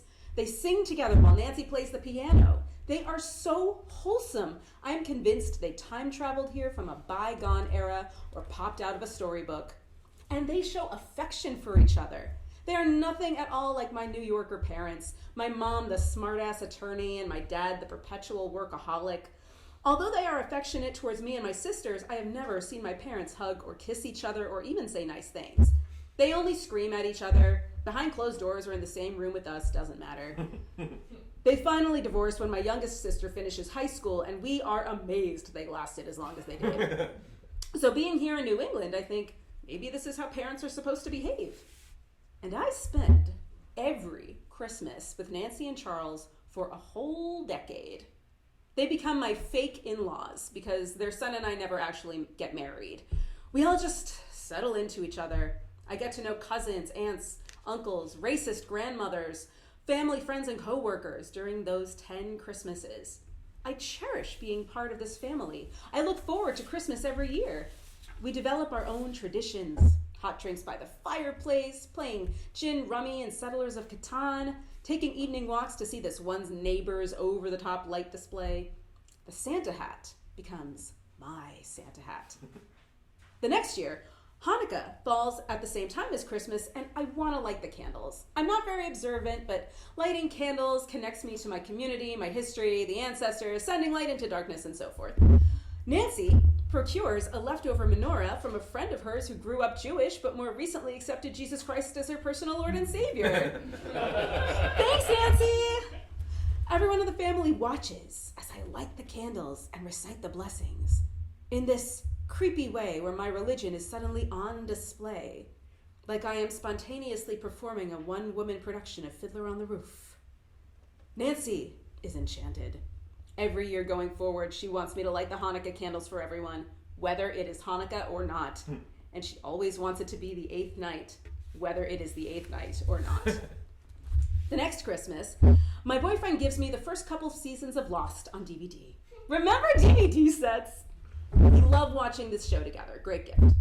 My boyfriend and I live together by Christmas number 4 in sin. Since we have decided to be cohabiting life partners rather than a married couple, we begin gifting each other the household goods normal people would put on a wedding registry. A gorgeous stainless steel frying pan, a high-quality zester, a huge stone mortar and pestle. Plus, this year I get the latest season of Lost, season 3, my favorite.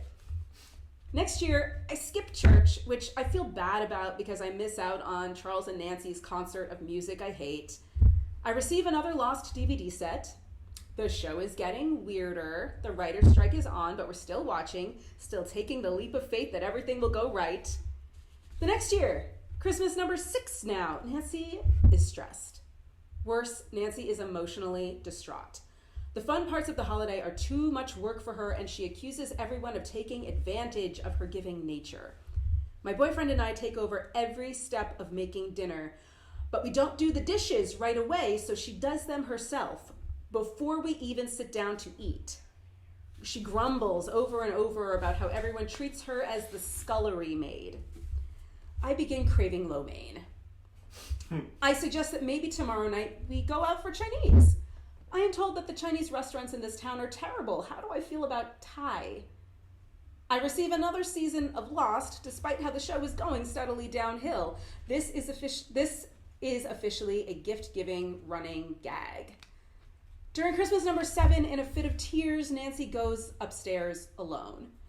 When she comes downstairs, we discover she has chopped off her long peppery gray hair, which moments ago hung down her back. Now it reaches her chin. Meanwhile, the now infamous final season of Lost is under the tree for me, dressed in ribbons. No rewatch value, not even to hate watch. Neither of us wants this gift. It's no longer a running gag, it's a bad habit. Tensions within the family are coming to a boiling point every year. In the face of my boyfriend's explosive temper, which lies just below his moodiness, I try to stay positive. I say to him, we'll do it better next year, we'll fix it next year, we'll simplify it next year, next year, next year. I suggest maybe we go to the movies tomorrow and catch whatever is playing.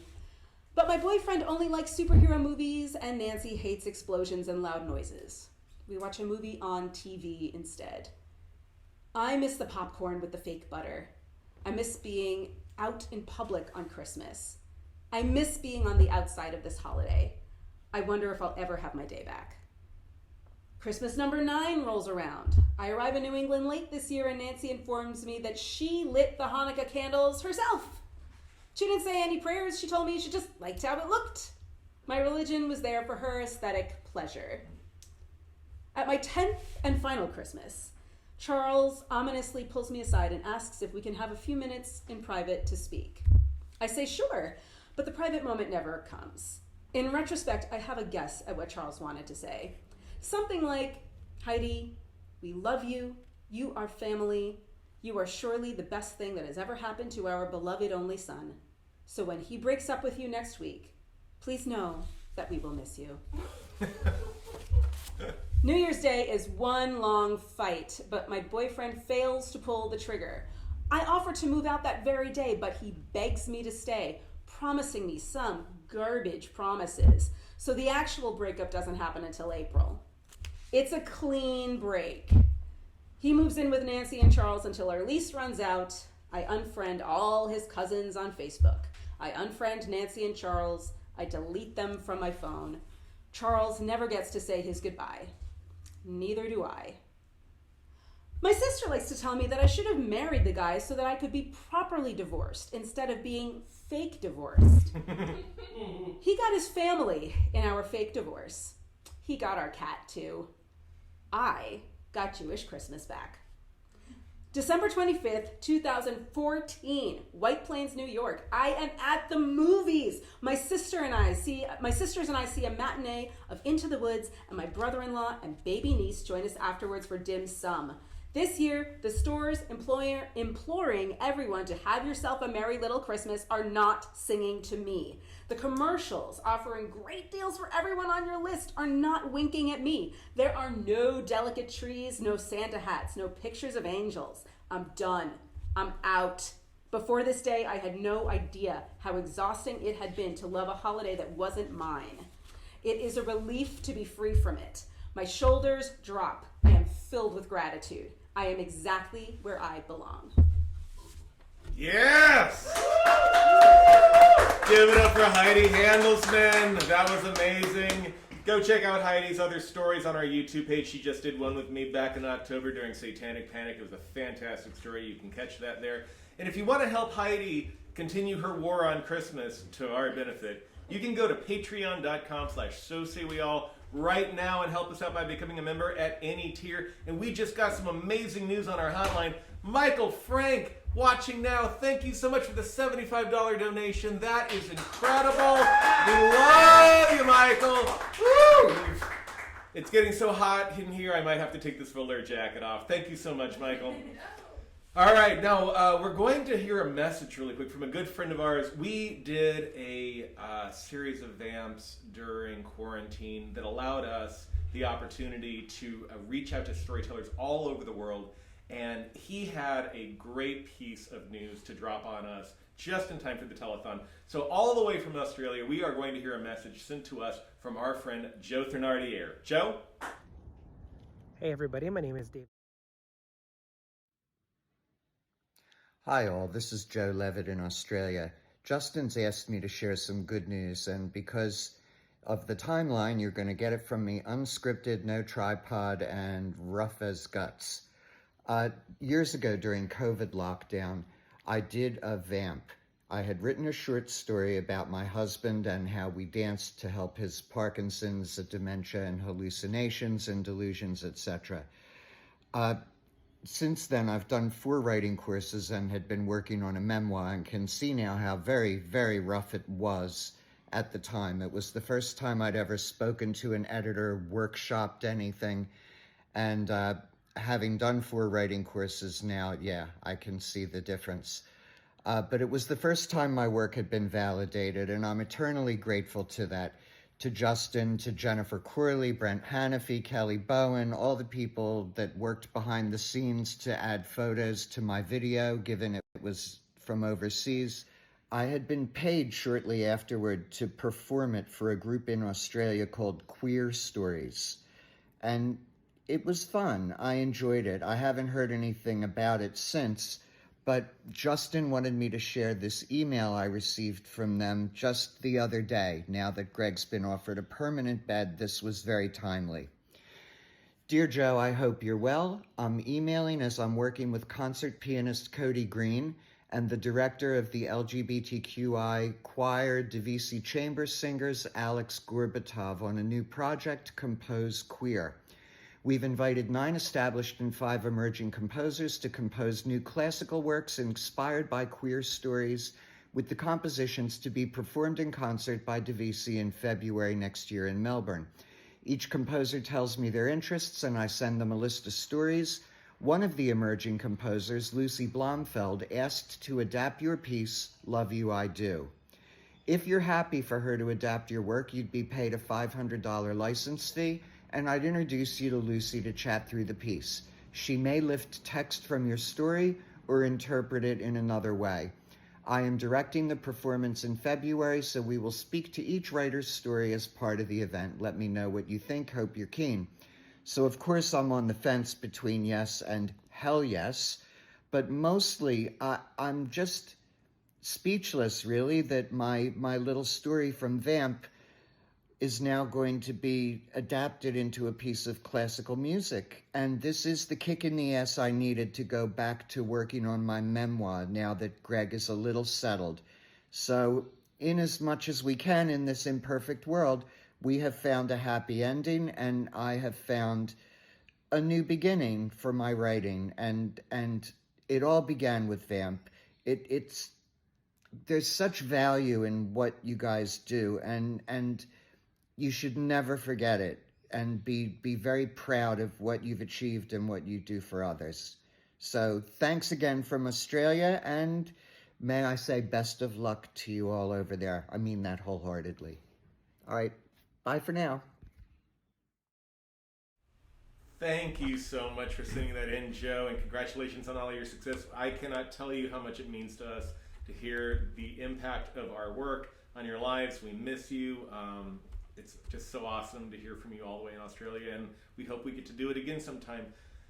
Are you not moved, people of Twitch TV? Do these stories not cajole your heartstrings into becoming a supporting member and helping moments like this keep happening? Well, you should, if you're a good person. Go to patreon.com/SoSayWeAll right now and become a member at any tier, and we cannot wait to congratulate you, thank you, emotionally fillet you right now live over Twitch. Are you not moved like Michael Frank, who just gave us $75 again? Thank you so much, Michael. Well, if it hasn't done it for you yet, we're going to keep this show right on going. We are in the unofficial Hebrew block of this holiday performance evening on our variety show Telethon. So right now, let's kick it to a friend of the show, multiple performer. I think I've known him for almost a decade now. Welcome, Leo Deckelbaum. You lumped us together. How common. I hate Christmas. It's the biggest reminder of how unfun Jewish holidays really are. Every Jewish holiday is a tedious version of some other holiday. You want Easter? Here's some matzah and a 4-hour meal. You don't get a basket of chocolates. Enjoy this 40-page book of prayers. You want Halloween? You get Purim. You don't deserve candy. Here's a triangle cookie filled with prunes. Christmas is the worst, though. Jews slog through a 2-month buildup of this all-impressive holiday. And finally, Christian families gather around a perfectly decorated tree, laughing, singing merrily, and dancing around with holiday joy, while Jews crowd around a tiny, sad metal menorah lighting candles. To be fair, the reasons behind the two holidays don't compare. It's the birth of the Messiah versus some oil lasted a few days longer than we thought. Who knew? It was very nice and it saved us some time. The real Scrooges aren't mean, bitter people upset over joy. They're Jews. Cranky over having a whole month of this totally fun holiday crammed down our throats. And in spite of the happy-faced lies we toss out to little Moshe and Deborah so they don't feel bad, Hanukkah doesn't compare.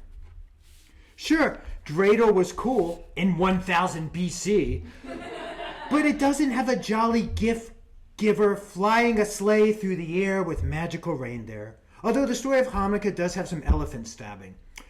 And if you don't really get 8 days of presents. You get 7 mediocre gifts and maybe a good one. Socks, thanks, new underwear, some crap from the dollar store, mazel tov. As a child, Hanukkah was the holiday I knew. I was a kosher Jew who attended the Hebrew Day Institute, so most of my world revolved around other Jews. I was familiar with Christmas from TV shows, but it was a holiday for the other kids, the ones in commercials who ate cheeseburgers, enjoyed Wonder Bread, and whose mothers made things like casseroles and had names like Misty. We were the awkward other. We ate vegetarian food at restaurants and hauled boxes of matzah to Disney World the one year we went during Passover, because that is what the Jews do best. We suffer and then we make jokes about it. When I was 14, I finally entered public high school and I saw what was really missing. The joy, the merriment, the gifts. My Jewish bubble shattered.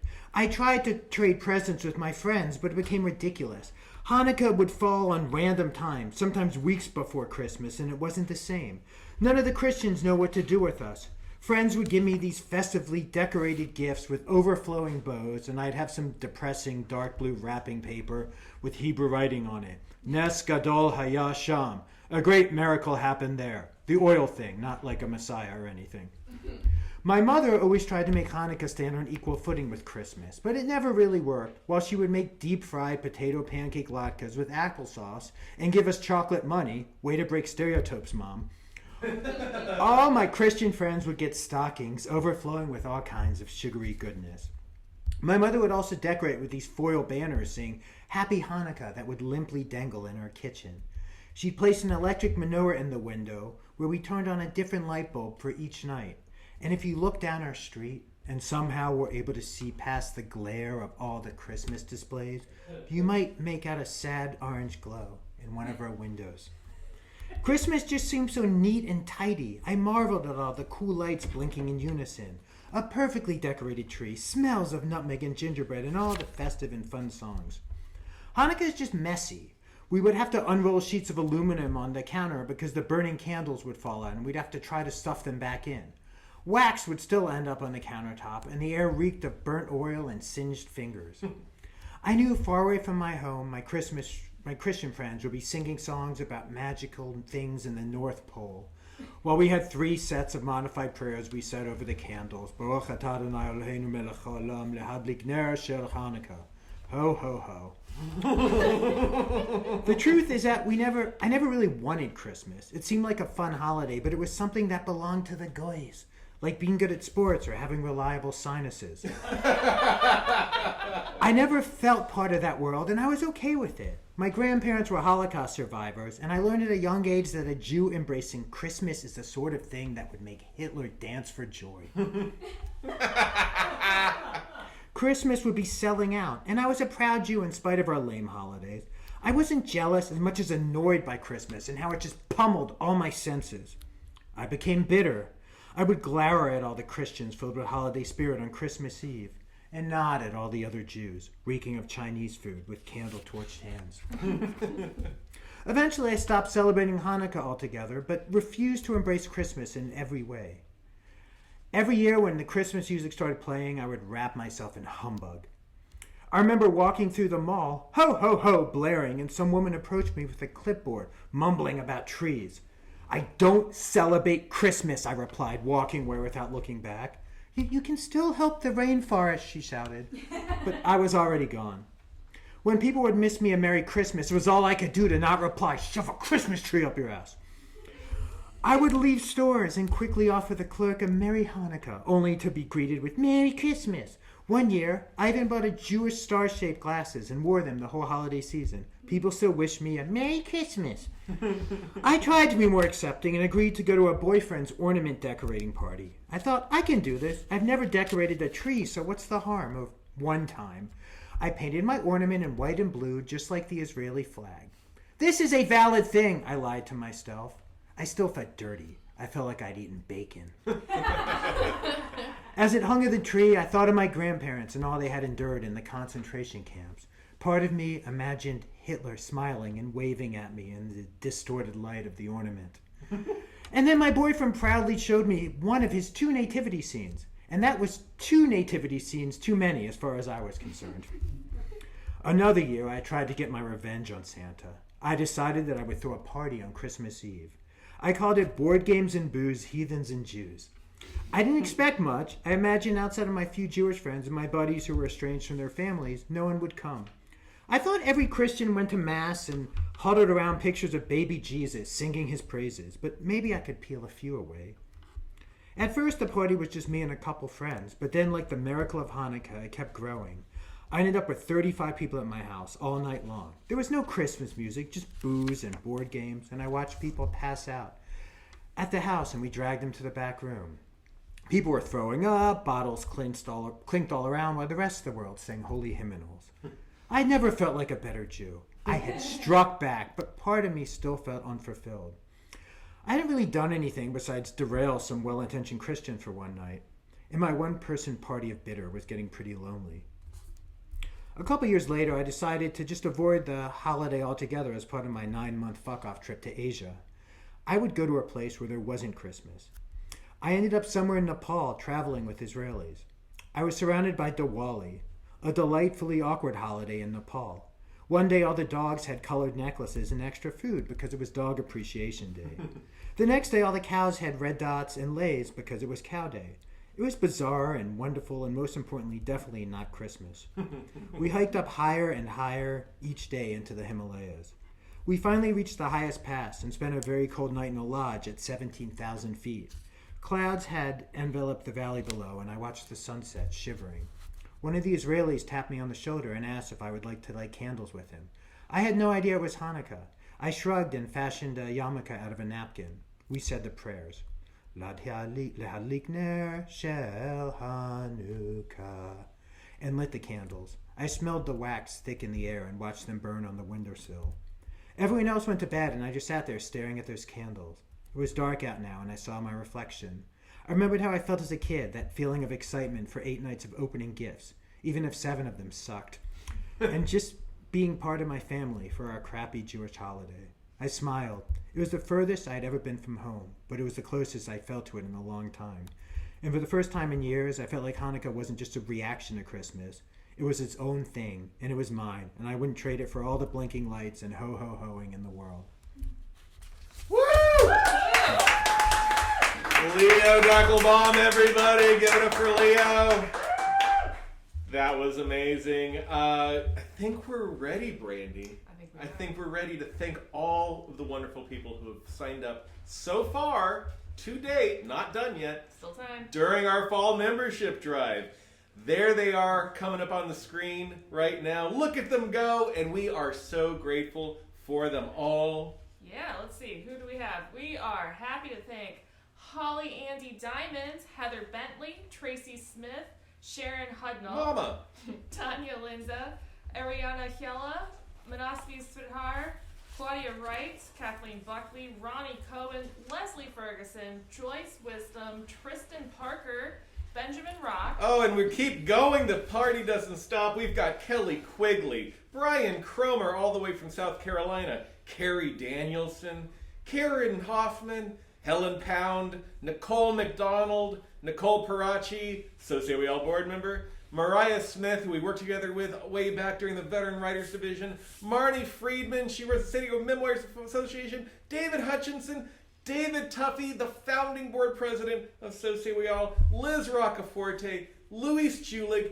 Eber Lambert, yes, father of Adam Lambert, Alan and Maggie Sue, Janet Turley, and Elizabeth Morrow. Oh, we love them all so much. You're all amazing. But the door is still open, beckoning you in to become a member right now. And do that over at patreon.com/SoSayWeAllOnline.com. The need is still burning. It's demanding, and only you can quench it. That's right. You can be our soothing CVS ointment. Only you by doing this and becoming a member right now. All right, friends. We have moved on, unfortunately, to the part of the evening where we are on our final performer, person who has been with us since the very beginning, who I personally coached his story way back 16 years ago, almost. And I am happy to say that he told me to go fuck myself after I did. But shortly afterwards, he realized that I was right and told me so. And he agreed that I have been allowed every day since to tell this story. So welcome to the microphone, friend of the show. This is true. Dallas McLaughlin, everybody. Thank you. Thank you. Friend of the show. Thank you. Act now and you'll get this special So Say We All coin. It's like the Hawk Twa coin. All right. On December 25th, 1995, I killed Dean Martin. I didn't want to. It wasn't something I had planned on doing for the holidays. I was 12 at the time, so at this point my long-term Christmas goals were convincing my mom to buy me CDs that had parental guidance stickers on them. Killing one of America's most beloved entertainers was nowhere on my wish list, but it happened, and it's my fault. I killed Dean Martin. But how could I, a scrawny 12-year-old kid in San Diego at the time of his death, have killed Dean Martin when he died in a gated mansion in Beverly Hills? How could I have killed him when his cause of death was not murder? Who is Dean Martin? All fair questions.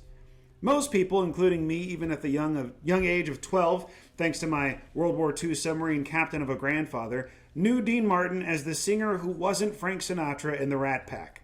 The Luigi to Sinatra's Mario, the Goose to his Maverick, the guy you didn't think would have the mafia kill your entire family. Or they know Dean Martin for being the soft melodic voice to one of our favorite yet horribly aged Christmas songs, Baby It's Cold Outside. But amazingly, even less people know how Dean Martin became famous. I'd always just assumed Dean was famous. But on this Christmas morn in 1995, my mom gifted me with a 3-part docuseries about the rise and fall of the comedy duo of Dean Martin and Jerry Lewis. I'm sorry, comedy duo? Like a team. Like Abbott and Costello? Like a comedy team. Dean Martin and Jerry Lewis were a comedy team, and people liked it? They loved it. Dean wasn't famous because of his voice or his friendship with Sinatra or Sammy Davis Jr. He was famous because of Jerry Lewis. Yep, the Nutty Professor himself. Jerry Lewis is not only responsible for the Rat Pack or your favorite holiday song about holding women hostage, he's essentially responsible for helping to usher in what was considered cool from 1945 to 1970. But at that point in my life, the only things that were cool to me was whatever my older sister told me. And in 1995, my sister was 17 and the coolest person on the planet. She wore starter jackets. She stole my first cassette tape, Digital Underground Sex Packets. I mean, she smoked cigarettes, for God's sake. There's no way my sister would think Dean Martin and Jerry Lewis were cool, and why my mom thought I'd like it was beyond me. I had gotten into Monty Python, and of course it was 1995, so Jim Carrey was king. I assume my mom thought Martin and Lewis were a good mix of both. She had piqued my interest, and I wanted to know more. I wanted to pop in the first tape right away, but I tried to gauge my sister's interest. I wasn't going to ask her to sit and watch Martin and Lewis with me. That wouldn't be cool. That might be lame. My sister was not lame, although she was hilarious. She had always been funny. It just oozed out of her. And what's more, we loved being funny together. I'd argue that my earliest comedic sensibilities were inspired by her. We lived in an Irish Catholic household where we quickly found out being funny was the only way to survive. There was constant arguing, fighting, and an all-around sense that at any point one of us was going to go to hell. Being the youngest, I could get away with a lot just by my boyish charm, but my sister was often in the middle of it all. The only way I could rationalize my sister's temper was that it was consistently matched by her legitimate goofiness.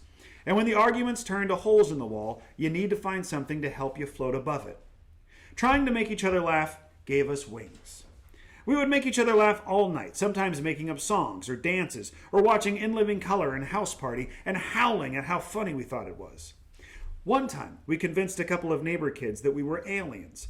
My sister started speaking in this crazy language. Bleep, la la la la blop, blop. I followed her lead and started babbling something back. Deep doo doo. I might have just been scouting. But regardless, these neighbor kids were freaked the fuck out, and they ran home crying.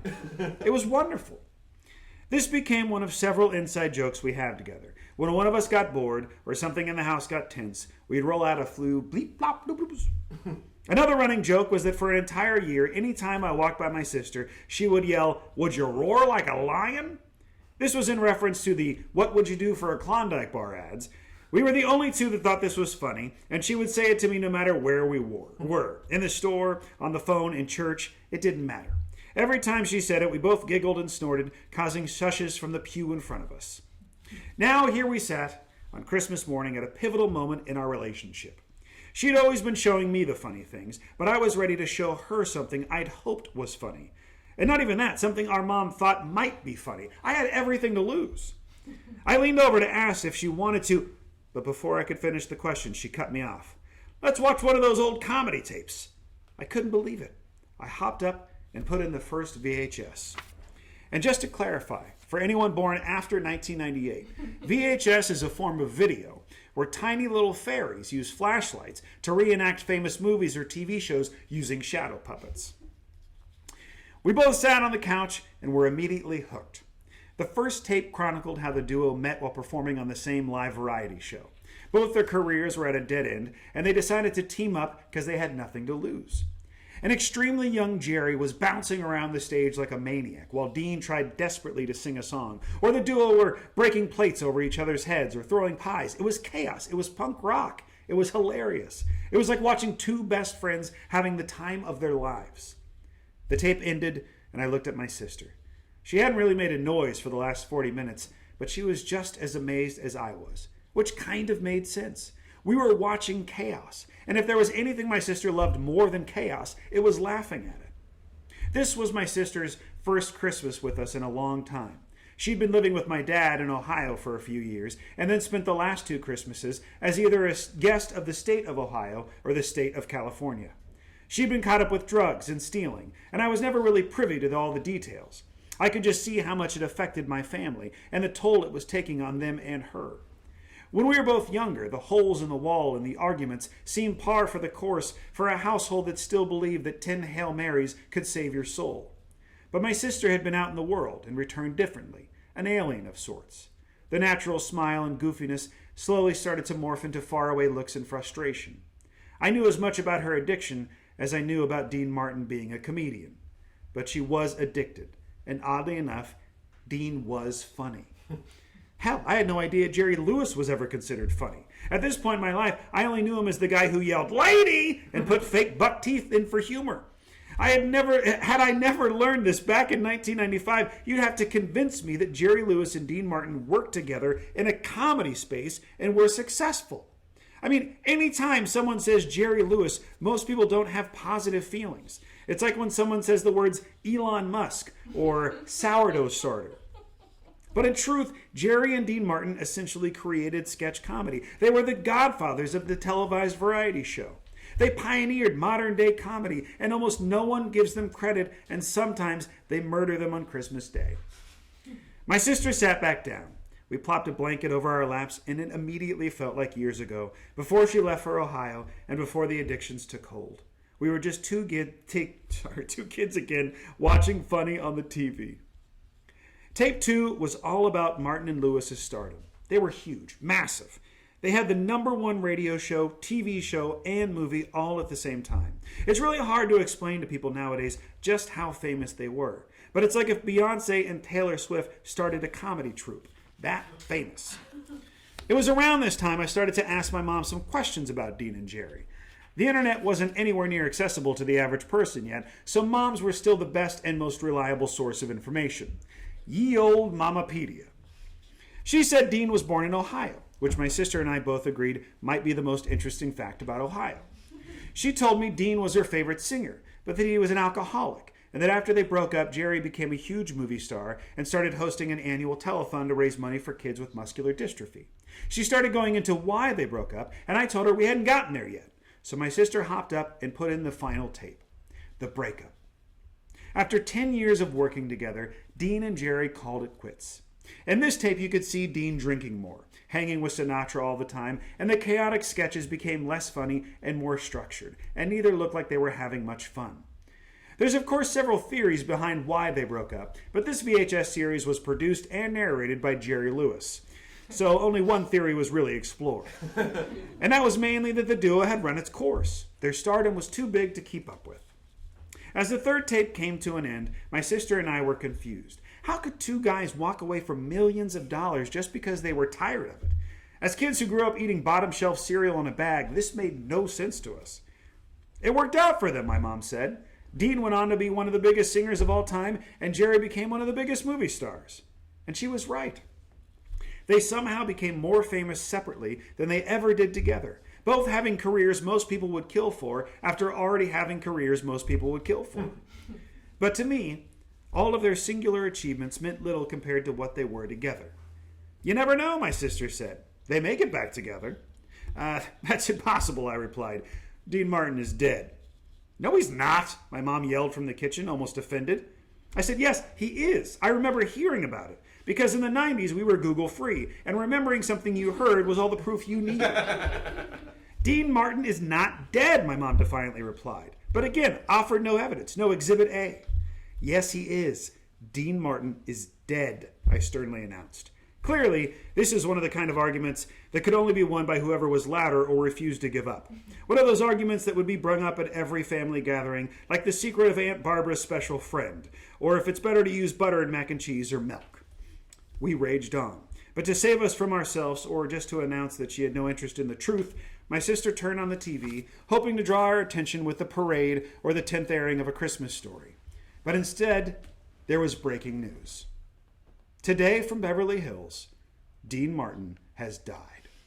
He was 78. Our jaws dropped. My sister loudly asked, "What the fuck did you do?"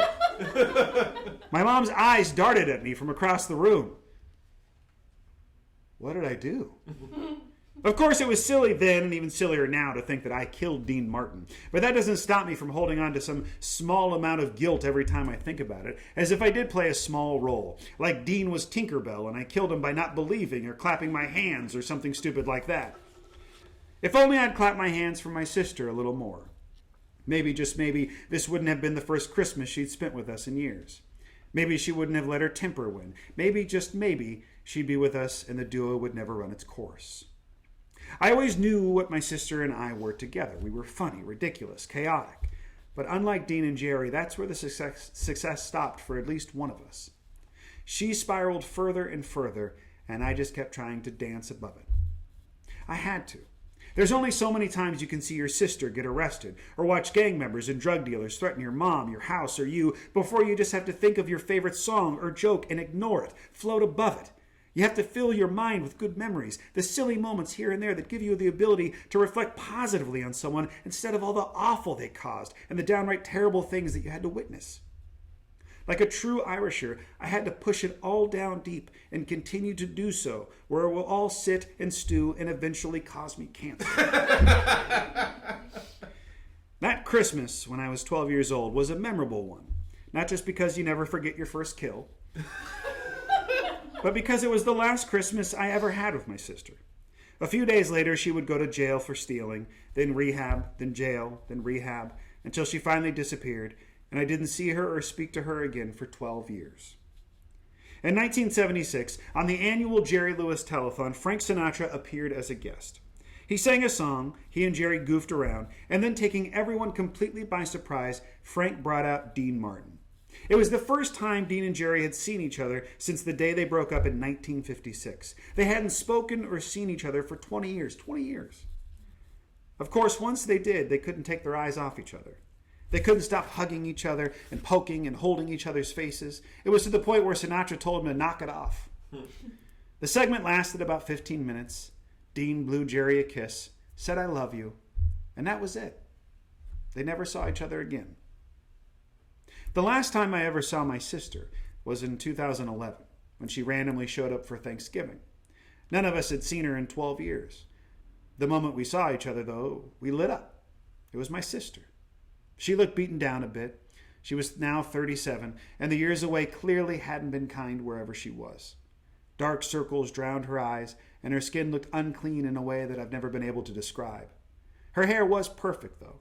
No matter how bad things got, she always wanted her hair to be on point. She seemed okay. We hugged, and then she immediately asked me what I'd do for a Klondike bar. We both laughed. I would have done anything for one that would have kept her home. We sat around the table, no judgments, no questions about where she'd been or what she'd gotten into. We ate. We talked about movies and memories, and for a few hours it felt like old times again, just two best friends having the time of their lives. Then, at the end of the night, just like Dean, she kissed me on the cheek. But instead of walking off stage with an "I love you," she closed the front door. And then she stole my car. Dallas McLaughlin, thank you so much. Thank you for dressing up for tonight's telethon. It's always a pleasure. Oh my goodness. And thank you out there so much for joining us during our Stockings Variety Telethon show. Some combination of those words. We are so grateful to you to have been able to share these last 2 hours with you. We are so grateful to all of the members who have joined during our fall membership drive to help make it such a success. Thank you to all of our wonderful storytellers. Thanks to Holly Andy. Come here, reject the patriarchy, Holly. They need to see your face. Come on, Holly Andy. There she is. There you go. The woman who made it all possible. Thanks to James Biggs behind the camera. And thank you, Brandy. Oh, thank you, Justin. And to everyone else who's joined us, whether it's on camera or behind the scenes, anywhere else, wherever you are, thank you so much for being here. This is an incredible community, and at the end of the day, that's why we do any of this. That's why we do this at So Say We All. That's why we tell stories anywhere, whoever we are, ever, like to connect. That's whether you're reading a polished story on the stage or whether you're just like chatting with someone at a bar or over coffee. Our stories connect us in very unexpected ways, and that's why we're here. To encourage more folks to find their voice, share their stories, and connect. So thanks for joining us. We hope to see you in person at one of our shows. That would be extra special. Yeah, at one of our workshops. Be our new friends. Come hang out with us. And I guess good night. Maybe the next story we hear be from you.